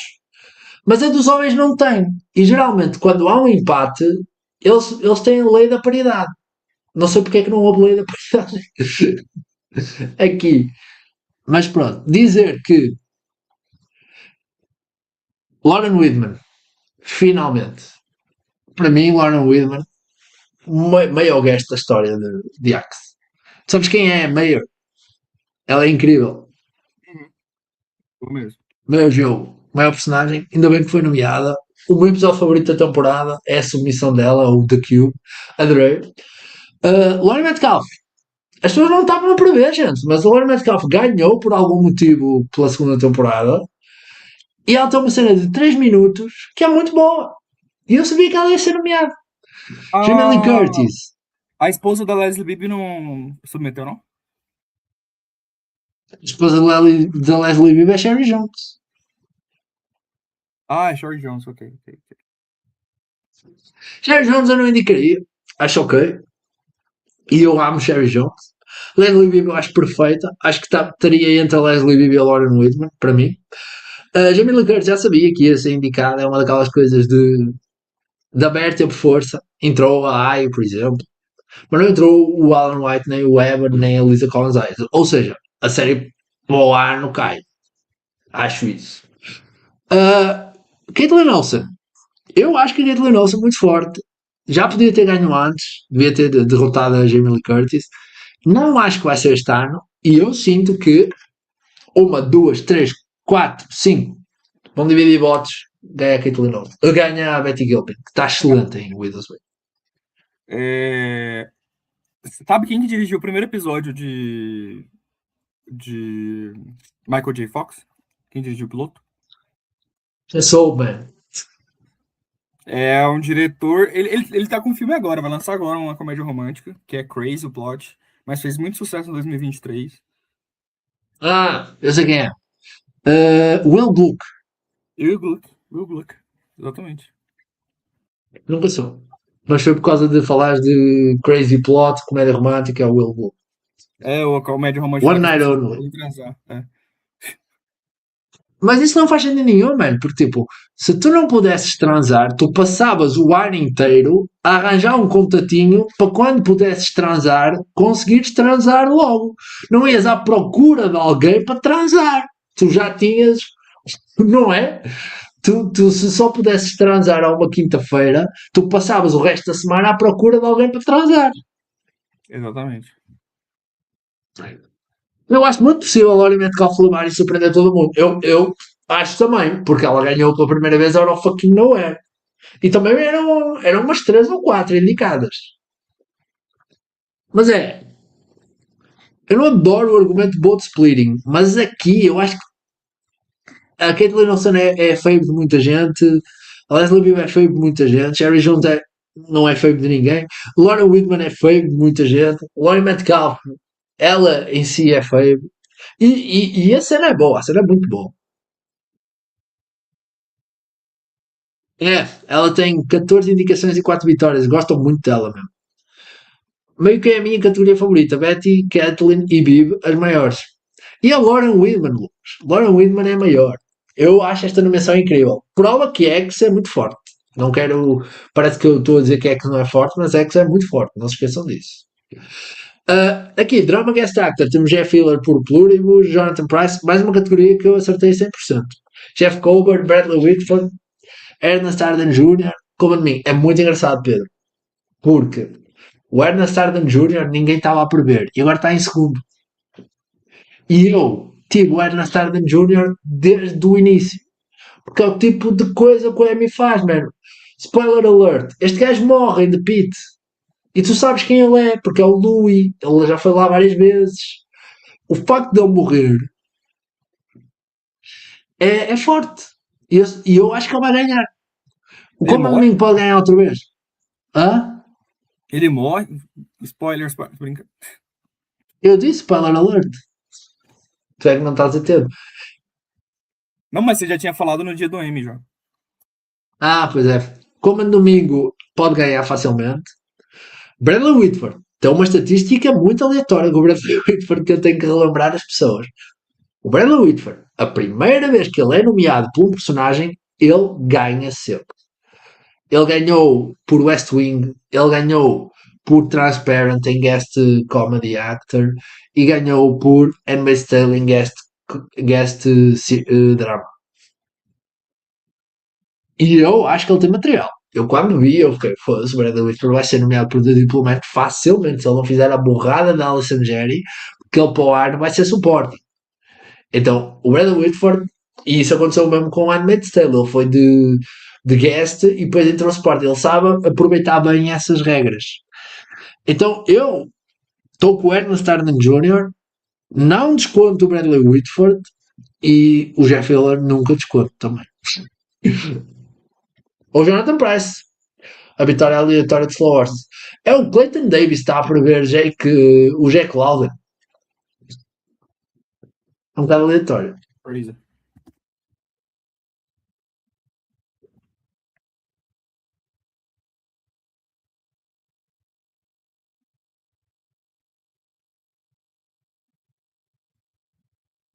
Ela recebeu a indicação dupla, é verdade.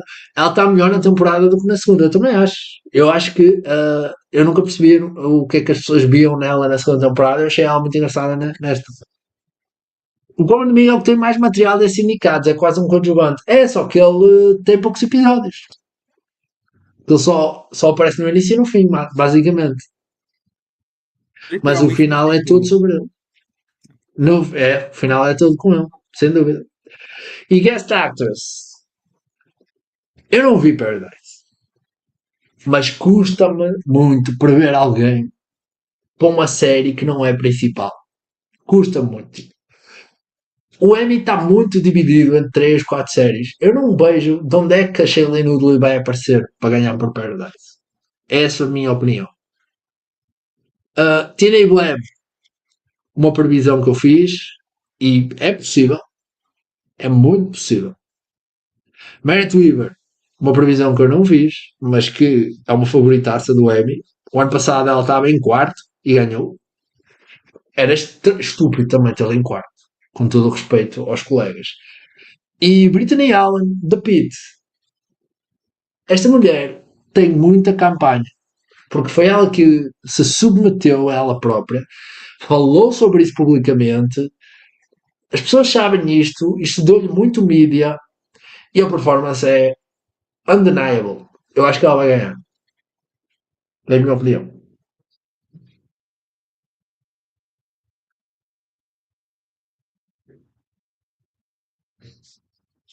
Eu tenho uma teoria de que se ele fosse guest desde o início, ele já teria sido indicado já na primeira. O Comando Domingo, não sei, não tenho a certeza. Porque ele na primeira ainda não era bem o Comando Domingo. A mulher teve que fazer a campanha toda sozinha para agora a HBO querer gozar com o pau dela. O pau dela é bol.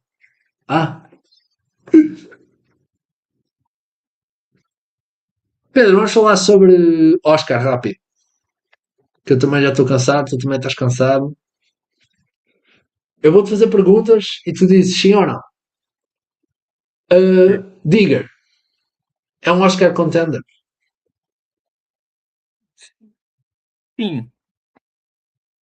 É? Sim. Sim. O que é que tu achaste do trailer? Eu achei interessante, eu acho que é sempre bom ver o meu GOAT voltando, meu ídolo. Emmanuel, ele tive Está o best... tá literalmente Lost, como dizem as crianças. Pô, mas é proposital que tá Lost. Né? Tá É filmando aí. proposital o Lost. Tá Mas eu achei um bocado estudinho feio. aí. Mas, sei lá, eu acho que o pessoal ficou falando muito, é o Don't Look Up de não sei o que. Gente, não, qualquer sátira dessa, ela vai ser mais Doctor Strangelove, etc. O mundo tá acabando. Porque você furou o petróleo. Doctor Strangelove. Eu acho que é isso, é um veículo pro Tom Cruise finalmente ganhar o Oscar e calar a boca. Ok. Eu achei que tem cara de que vai ser difícil. Eu acho que vai ser dividido. E eu acho que é meio de um local. Eu senti muito, eu senti meio Adam McKay, assim. Adam McKay, com os personagens são meio O Wes Anderson. O Riz Ahmed poderia muito ser o Jeffrey Wright, assim, um filme do Wes Anderson. Ele tá fazendo o Jeffrey Wright nos filmes do Wes Anderson. Assim. Não, sem dúvida. É o teu personagem do coisa. Assim, eu achei Bigger.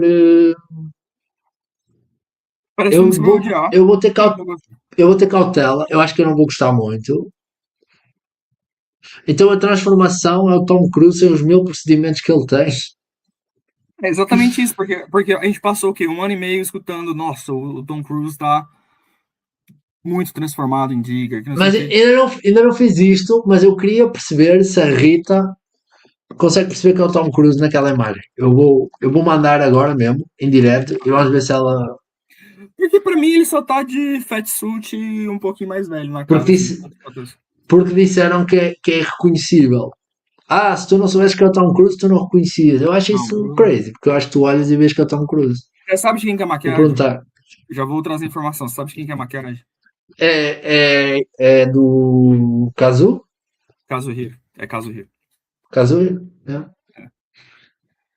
Então, nomeado ano passado. Foi lá no. Chloe Finneman saiu do SNL. Saiu. Finalmente. Você acha ela ruim? Olha eu. Você sabe que ela é cientologista, né? Mano, acho que ela estava lá só a ocupar espaço. Isto é o tipo de informação que eu devia ter tido em primeira mão, mano. Tu sabes que eu sou uma das únicas pessoas no mundo que vê todos os sketches do SNL. Mas eu não sabia que você odiava a Chloe Finnegan. O que salvou ela foi o sketch do domingo lá, né? Foda-se. Ela é a pessoa menos importante dos sketches do domingo. Mas o que eu tinha a dizer é, mesmo que eu não odiasse a Chloe Finneman, eu acompanho o SNL. Devias ter-me dito. Devia. Errei, fui moleque. E eu estou aqui muito focado no que estamos a fazer. A segunda pergunta que eu tenho para ti é Behemoth. O que é que achamos deste teaser? Oscar ou não? Não senti, tá? Não sentiste? Eu senti que é um daqueles teasers que não tem nada para contar, então mete uma música clássica bem bonita e, e faz umas coisinhas, mas não senti, eu senti que a música dá um ar de grandeza que não sei se o filme terá. Mas é Tony Gilroy pós-Andor. Vale a pena estar de olho, eu acho. É o Tony ou o Dan? Quem que é? Eu sempre confundo os dois. Eu sempre confundo os dois. É Tony Gilroy. O Dan Gilroy é o Nightcrawler, É o Roman Michael Clayton. Israel. Tony Gilroy é o realizador favorito da internet porque fez Michael Clayton. É um filme que eu não vi ainda. Nós vamos cobrir Michael Clayton. Eu só vou assistindo perto aí, mas é um dos os Best Pictures. Talvez eu assista todos os outros Best Pictures que me faltam e. Foda-se, falta-me bastante. Falta 19 pra mim. Não, tô falando do século, né? Do século. Do século também me falta bastante. Falta 19 pra mim. Não sei se falta. Eu fiz outro dia contigo. Faltavam quantos? Faltavam tipo, alguns. 30. Faltam 30, eu acho. Foda-se. Mas a cena é que há muito. A maioria dos que eu queria ver eu já vi. Os que faltam não interessam muito. Se bem que, por exemplo, eu nunca vi crime, homofobia, nunca vi Brokeback Mountain. Estou sempre à procura de um momento para ver Brokeback Mountain. Homofobia total. O filme. Eu nunca Você viu, falando em vi. homofobia, você viu o Matt Neglia falando que o La Bola Negra é um masterpiece of queer cinema? Mano, já Aí, disse, a forma como ele fala sobre La Bola Negra, eu acho muito condescendente. Nunca cinema queer foi filmado desta forma, cinema queer. Não, não, não. Man, ninguém considera uma autoridade em cinema queer. Tu não sabes nada de cinema queer. Tu não és o Alonso Duralde, tu não és tipo Mark Harris, tu não és ninguém. Tu não queres saber da tua opinião sobre cinema queer. Sinceramente. Quando eu quero saber sobre cinema queer, quando eu quero escutar uma voz sobre cinema queer, com certeza eu não procuro o Matt Neglia para escutar sobre cinema queer.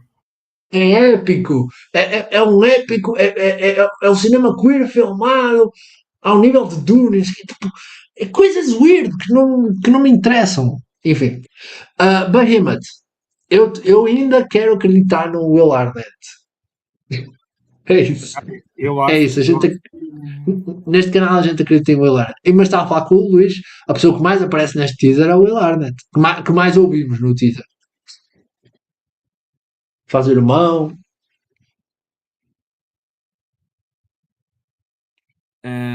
Outro teaser que saiu E foi agora? o de Bola Negra, né? Que saiu um teaser Ainda não vi. Ainda não vi. Não...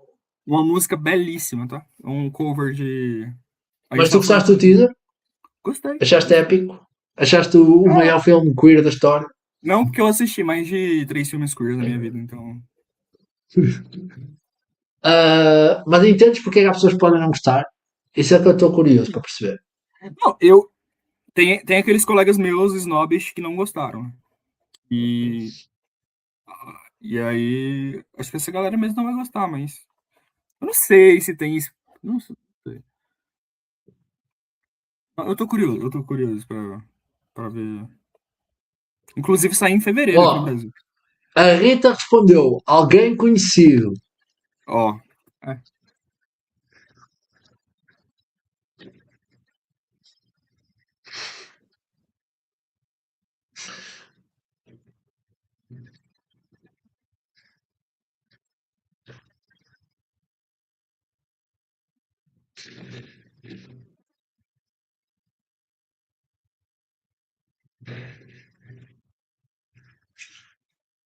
Mas pronto, a Rita não a reconheceu.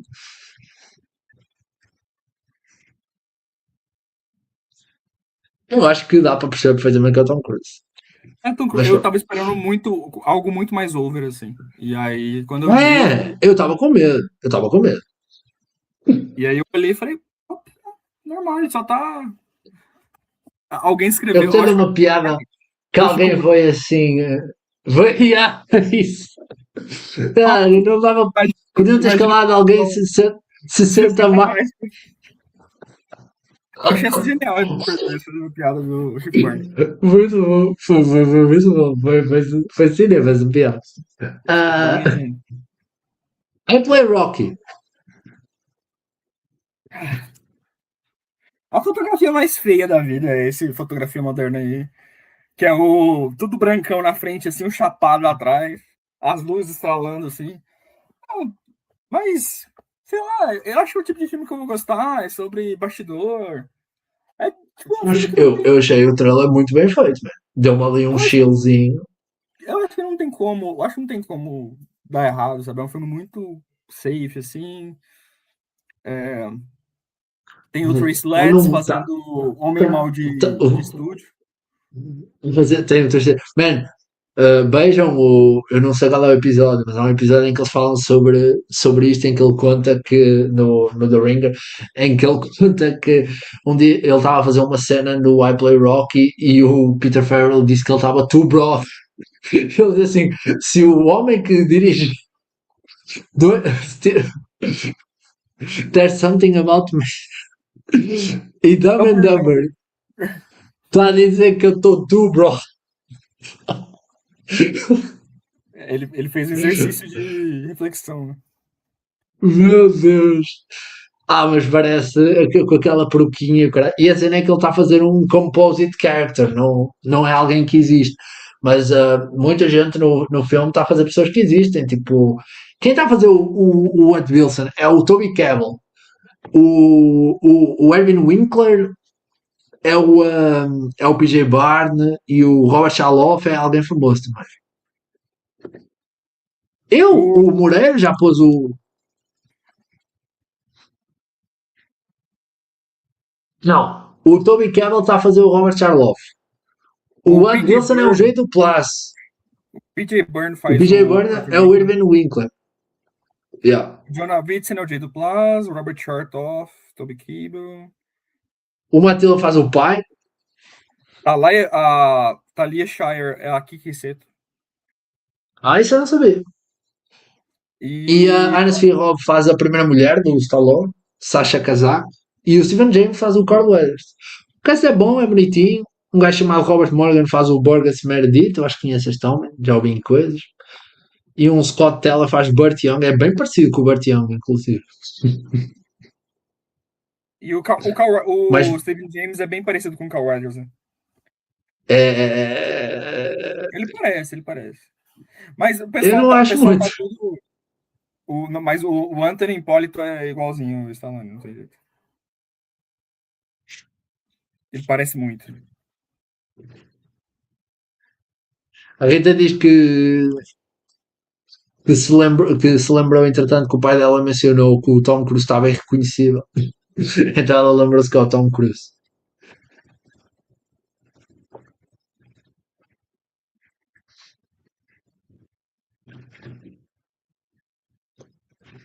Não falámos, mas o John Goodman eu acho que está locked.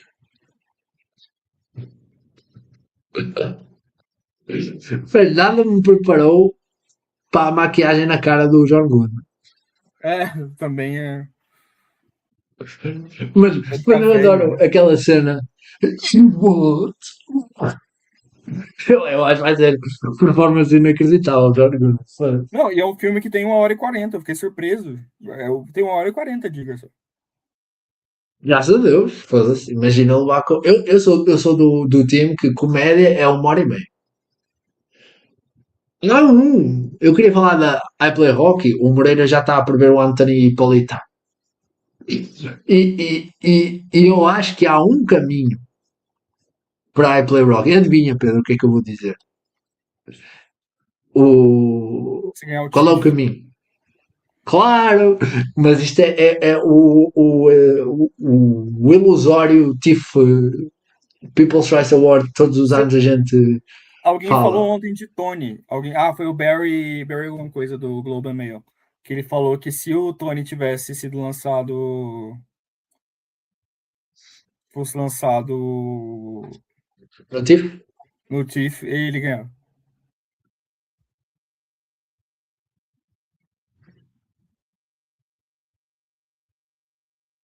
O filme Tony. Que o pessoal tá falando aqui. Ela diz que ficou a parecer um ator que ela não sabe o nome.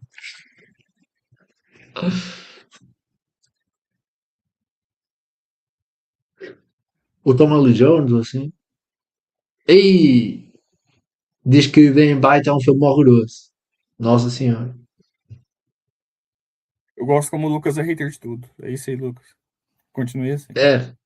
Eu falo aqui que a Penélope Cruz, uma entrevista dela é metade elogiando o Johnny Depp, mas depois do Deposito serve também. Deposito?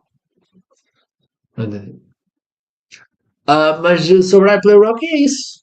Aquele ilusório TIFF Award pode ser um caminho. Mas eu vou esperar por TIFF. Porque este tipo de crowd pleaser é muito ir ou miss. Só que é seu Bollywood. Só que isto pode ser tipo o filme do SNL, que também tinha outra história. Sim, pode ser, exatamente. É um bom. André, você viu que o Harry Styles foi assistir The Invite no cinema aqui no Brasil? Eu ouvi falar nisso, mas achei que era mentira. Não, é verdade. É verdade, ok. É um cinema que Falar de Invite, fui ao cinema, gostei muito. Adorei. E Talvez tenho eu a veja semana que vem. certeza que vai entrar em Best Picture. Eu Tenho a coloquei na certeza minha. absoluta. Podem fechar. Então, eu tenho o Project Mary, The Odyssey, Digger, Wild Horse 9, La Bola Negra. Esqueçam a ordem. Isto foi pela ordem que está no Golden, não é de eu pensar. Fjord, The Debut, Obsession, The Invite e eu continuo com Being Human. Let's fucking go. Tô doido da cabeça. O ilusório tipo Award de Being Human. Eu tenho The Debut, Digger, Dune Messiah, Fjord, The Invite. Mas é um filme que nem existe, agora imagina. Qual? O Beyond Human? Tá no TIFF. Dune Messiah, man. Não se chama assim, chama-se Dune Part 3. Foda-se, é Dune Messiah. Nossa, que inferno, vou ter que mudar o nome dessa caceta desse caralho. Fácil, é só chegares lá e pedires para trocar. Não, já troquei aqui. Já. Dune Português, Fjord, The Invite, La Bola Negra, Obsession, Odyssey, Project Hail Mary e Wild Horse 9. Ok, a nossa diferença é que em vez do Being Human, tem... a Rita está a dizer que o Jamanai está a dizer que não é o Tom Cruise, mas que é o Bryan Cranston em Arja. É isso aí. Inclusive, Arjá é um livro que eu tenho aqui na minha mesa.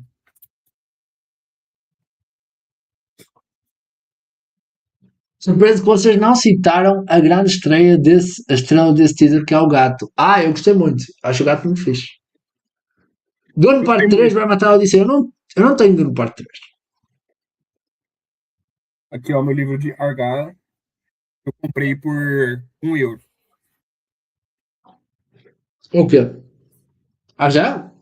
Tá? Crazy. Para quê? €1. Horrível. Uma das piores que eu já vi. Não, então qual é a nossa diferença? Tu tens Behemoth e Dune. No lugar de Being Human, e qual é o outro? Tu não tens? Tu não tens Fjord, é isso? Eu não tenho Behemoth. Eu tenho Ok. só Do Not, ou Do Not, do Part 3. Donut, yeah. Dune Parte 3. Parece nome de jogo do Super Mario, né?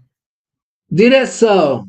Eu vou tirar o Inarrit. Eu acho que vai ser uma coisa meio hit or miss. Vou meter o McDonald, que já tinha, o Ambrosio, o Mongio, o Nolan, que eu não queria meter, mas vou ter que pôr. E vou pôr o Olivia Wilde, que eu acho que vai entrar. E Sim. tirei a Shanida. Troquei uma mulher pela outra.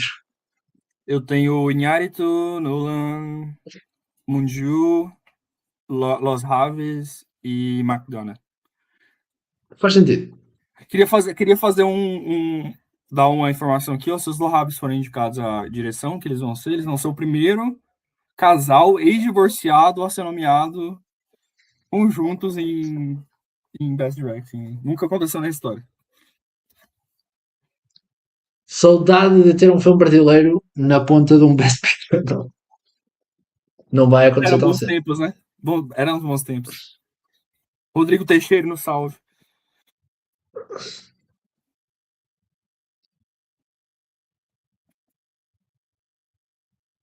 O que é que tu tens em atriz? Eu estou aqui a ver.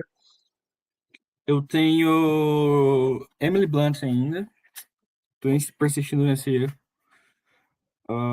Inda Navarrete, Julianne Moore, Renata Hainsva e a Sandra Hüller aqui, eu vou trocar pela Olivia Wilde. Bom. Acho que a minha questão com a Olivia Wilde é que ela pode se perder um bocadinho no filme e há um mundo em que a fraudam em suporte. Em que dizem, toda a gente é suporte. Tipo, DTF São Luís. É. Ela está excelente, mano. Ela está excelente. Num nível que eu nunca esperei da Olivia Wilde. Eu acho. Eu tenho o Julianne Moore e Navarrete, Olivia Wilde. E depois tenho Ruth Medley e meti a Emily Blunt. Ruth Medley porque eu continuo no Being Human, vou até ao fim com o Being Human. Vai morrer abraçado. Entra no. Morrer abraçado. Emily Blunt, eu vou continuar. Mas cada vez menos acho que vai acontecer. Renata Hainsby, eu estou a ouvir fortes burburinhos que eles vão metê-la em suporte. Pode acontecer.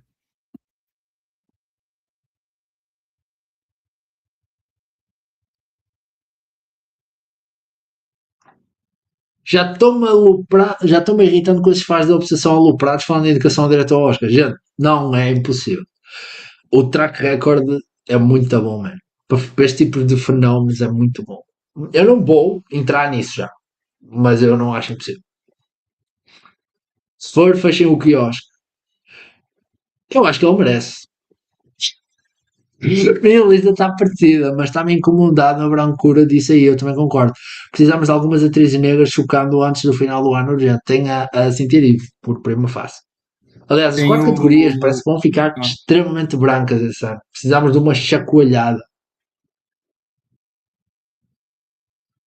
É ter a Sofia Alcanedo, que eu acho que não vai lá nenhum. Tem a a Zendaya, Clarissa, que não. vai a menos lá ainda. Clarissa. Tem e aquela pessoa que disse que a Angelina Jolie era uma contender por Couture. O Tio, exatamente. Vai entrar sim. Tu chegaste a acabar da Christopher, não falaste muito. Acabei. É um filme legalzinho. Não É filme do verias o Ridley Ian Scott. McKellen. Falavam muito do Ian McKellen. Ele é um velho ranzinho, né? Tá o Ian McKellen, cara. É o Ian McKellen. A Kiki Palmer. Recordam-se quando eu tive a Kiki Palmer? Lembro. Quando eu tinha ela boosters em tudo. Eu Eu ainda nem gosto vi. de I Love Boosters, eu gosto de I Love Boosters. Mas Eu tenho que ver. Achas que eu vou gostar? eu acho que sim, vai na cabeça que é um filme do Looney Tunes. É o Looney Tunes negro.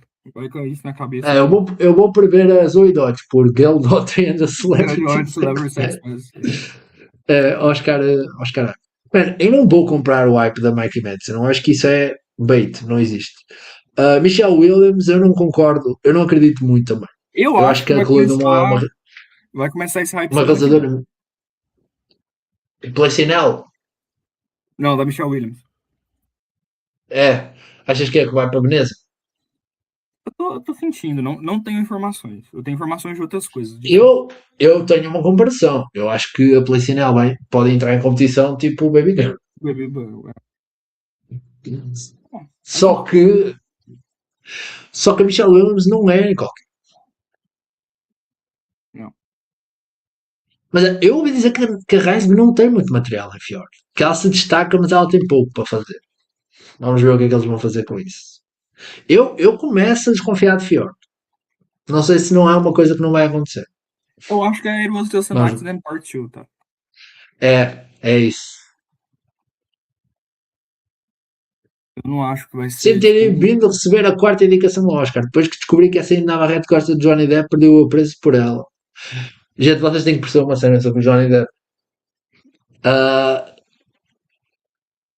as pessoas, se fores falar com qualquer pessoa na rua, a maioria das pessoas ficou com a ideia de que o Johnny Depp é inocente. Pronto. Houve extremamente uma campanha de difamação muito forte que toldou a visão das pessoas. Eu, se fosse cortar com todas as pessoas que acham o Johnny Depp inocente, eu cortava com toda a gente. É triste. Não é um caso tipo a pessoa chega aqui e começa a defender o Kevin Spacey. É isso, mas que a pessoa é maluca. É um pouco mais coisa. Enfim. Colocar Being Human em Best Picture não parece mais tão loucura. Ou talvez continue, mas enfim. É assim, eu acho que colocar qualquer coisa em Best Picture não é loucura. Exceto se eu pusesse tipo um filme qualquer do Liam Neeson ou assim. Eu também acho. Tom Cruise, John Malkovich, Ryan Gosling, Matt Damon, John Turturro. Eu tenho.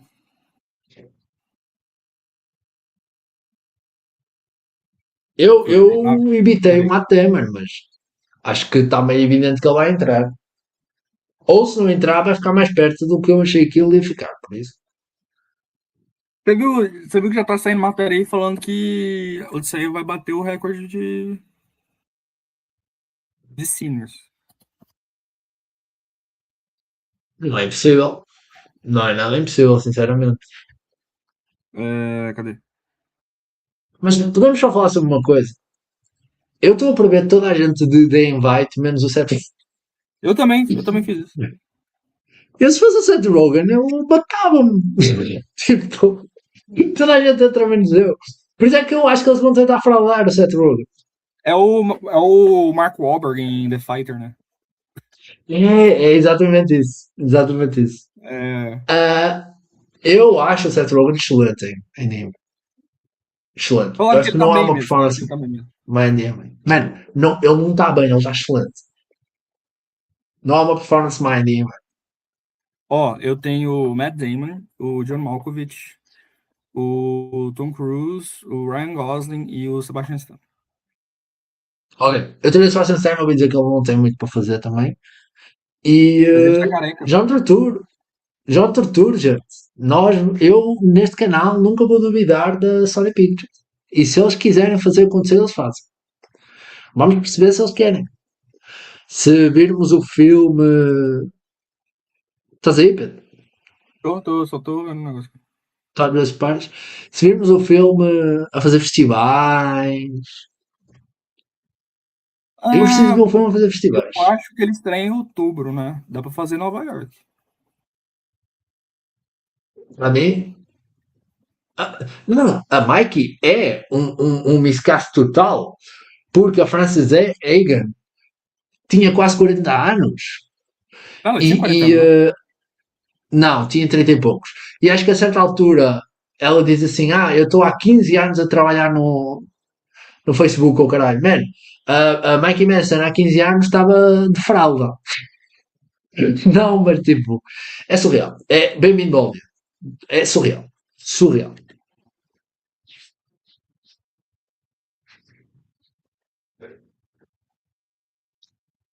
Muita gente a prever o Robert Pattinson. Eu sei de fonte segura que isto não vai acontecer. A minha fonte é o Jason.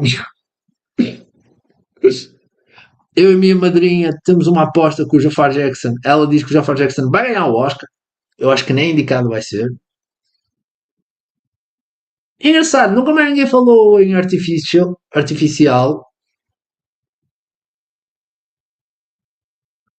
O que é que tu achas do artificial, Pedro? Tinham dito que artificial tinha sido aceito em todos os festivais que se candidatou. Agora disseram que não vai fazer nenhum festival. Disseram assim que a piada é que ele não se tinha candidatado a nenhum. Vai Isso é que tinha fazer. sido assim. Só não vai fazer tudo. A sério, vai. Disseram que não ia fazer. Vai fazer algo meio. Qual que é o nome? Martin Supreme, assim. É. Achas que vai fazer New York, é isso? É. Ou às vezes faz um tiff do nada, surpresa.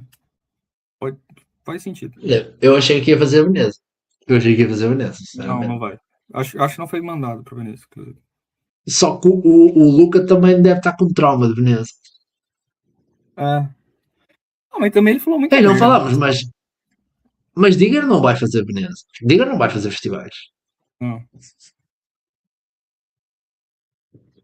Vai Mas, direto. mas estás a sentir artificial alguma coisa? É que houve ali uma altura que eu estava pronto para prever para muita coisa, mas Não, acho senti que que. não. Deve ser mais um rip-off do Social Network. Preciso que o Oscar volte a ser basicão. Precisamos da Marilyn indicada por Devil Wears Prada. Nossa, nunca indicaria. Eu, se fosse indicar alguém, é o Stanley Tucci. Let's fucking go. O Stanley Tucci tá muito bem. Acho o Jeremy Strong um bom ator. E eu levanto também. Acho o Jeremy Strong um bom ator, mas estou meio de saco cheio dele. Também entendo isso. Entendo isso. Apesar de eu achá-lo muito bom. Mas entendo isso. Prefiro o Coleman Domingo ganhando o Oscar por Michael do que ficando sem nada nessa temporada. Roubado, assim, sim. Eu achei que ele também foi roubado. E eu acho que ele está muito bem, Michael. É o meu hot take. Que ele está muito bem, Michael. Falta uma Eu gosto pessoa. dele. Eu gosto dele Falta o Andrew em Scott. Eu vou ter que prever o Andrew Scott. Elsinore. Elsinore. É o senhor. Eu vou tirar o torture. Tirar o torture. Está-me a torturar. Eu vou pôr o Andrew Scott por pressure, mas ficam a saber que não é por pressure. É só para saberem que é o Andrew Scott. Nossa, tem a Billie Piper no elenco. Olivia Colman, Tem. Billie Piper, Johnny Flynn, Luke Thompson. Vou dar uma cena. Eu acho que a Penélope Cruz por La Bola Negra não é real. Não vai acontecer. Eu acho que porque eles vão focar tudo em The Invite. Vou ter que meter a Nataway, pelos vistos. Vou ter que meter Mariana de Jurulamo, que eu não quero. Eu acho que não é nada, mano. Não, eu não vou meter esta gaja, mano. Esta gaja não é nada. Foda-se. Sandra Uller. Não, também não vou pôr Sandra Uller por Digger. Foda-se. Sandra Uller por Project Hail Mary. Parker Posey. Até o Okamoto está tão alta, man. Por All of a Sudden. All of a Sudden. Tipo. E vou pôr. Gemma A porta não tem aquele. A porta não tem aqui a Lola Duenas, man. Eu acho que a Lola Duenas vai entrar. Só que, como sempre, os racistas do Gold Derby não têm a Lola Duenas, que nem é. Quer dizer, está aqui a Vitória Luengo por Bitter Christmas, mas não está a Lola Duenas. Está a Gal Gadot, mas não está a Lola Duenas. Foda-se. Vou pôr o Cruz por La Bola Negra no lugar da Lola Duenas. Mas ficas a saber que é a Lola Duenas. Aqui, eu acho que São Rockwell não vai ser real. Vai ser uma daquelas coisas que nunca acontece. Vai ser Paul Giamatti, John Goodman, Buscemi, Edward Norton. E eu tive o Riz Ahmed imenso tempo. Eu gosto. E tive o Mark Ruffalo também. A novidade aqui é o Edward Norton. Eu gosto da ideia do John Leguizamo. Eu gosto. Eu pensei nisso. Eu vou pôr o Leguizamo assim, só para sentir. Amanhã eu tiro.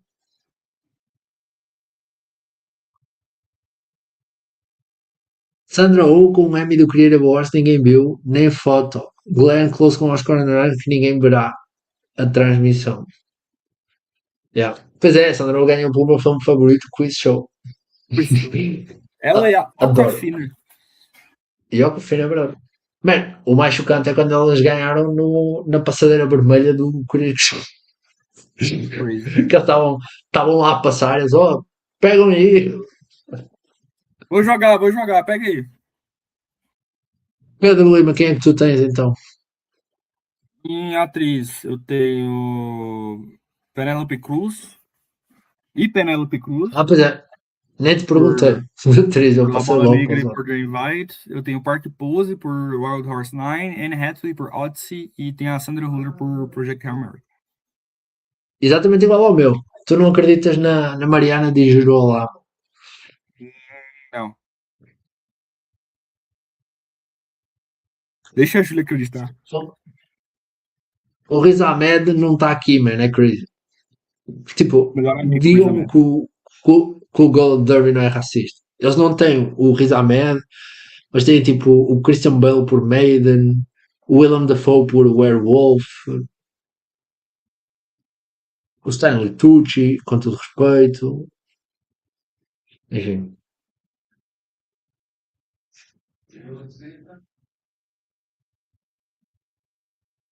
Adapted Screenplay.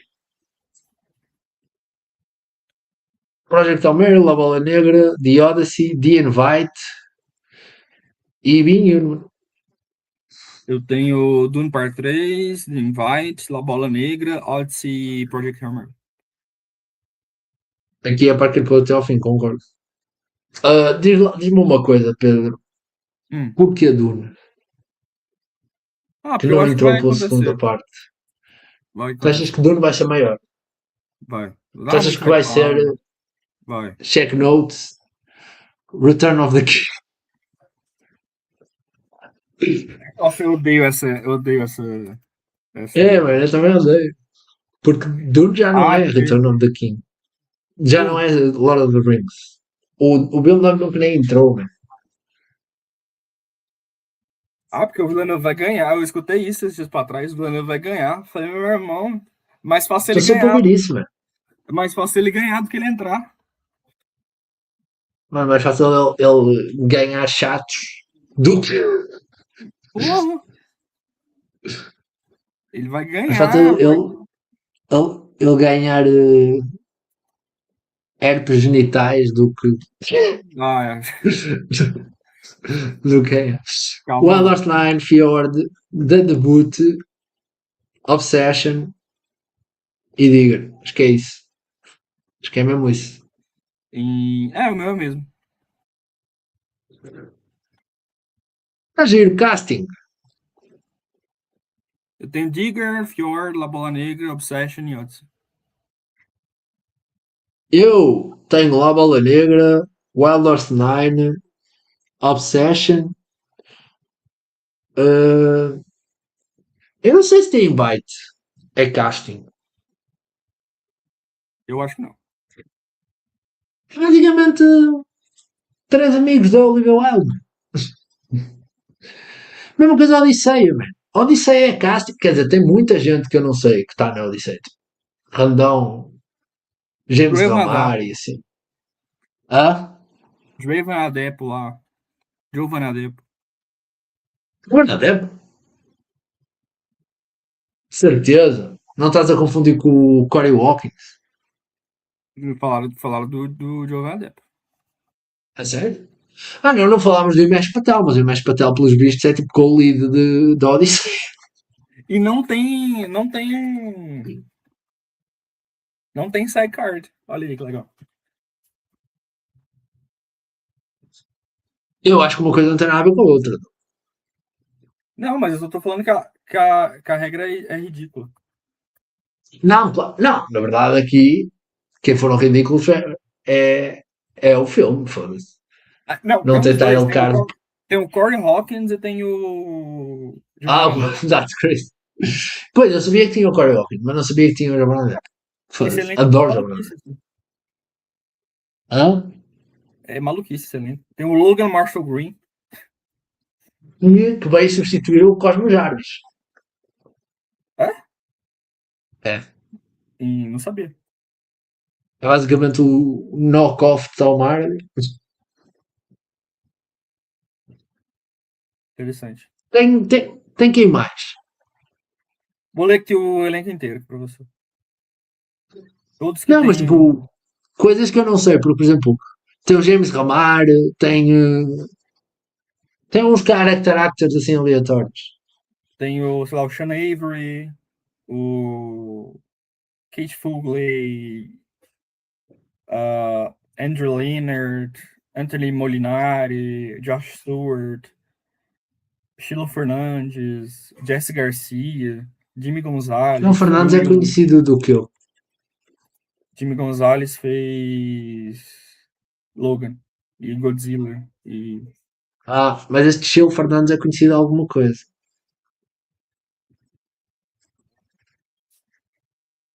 Uma que eu não ouvi falar muito é a Charlize Theron. Não sei o que é que ela faz no filme. eu não vi, eu não lembrava que a Mia Goth estava. É, ouvi dizer que não faz nada. Bill Irwin, Sheila Fernandes. Bill Irwin é mas ele também está em ópera. Andrew Howard, é verdade. Travis Scott, pois é. Mas o Travis Scott tem música original. É. Capaz de ser nomeado. Não, é muito crazy. Eu não entendo essa fixação do Nolan com Do o Travis Nolan com o Scott. Travis Scott. Eu Que acho que é também porque tem Tenet. sim, ele é muito importante na música de Tenet. E eu acho que é porque os filhos dele gostam do Travis Scott. Deve ser uma explicação.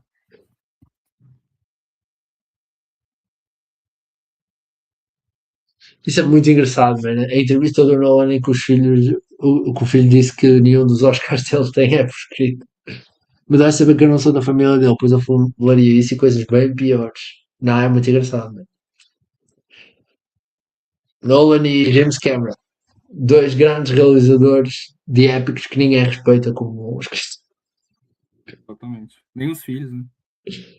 O Titanic nem sequer foi nomeado para script. Exatamente. Bateria o recorde na época, né?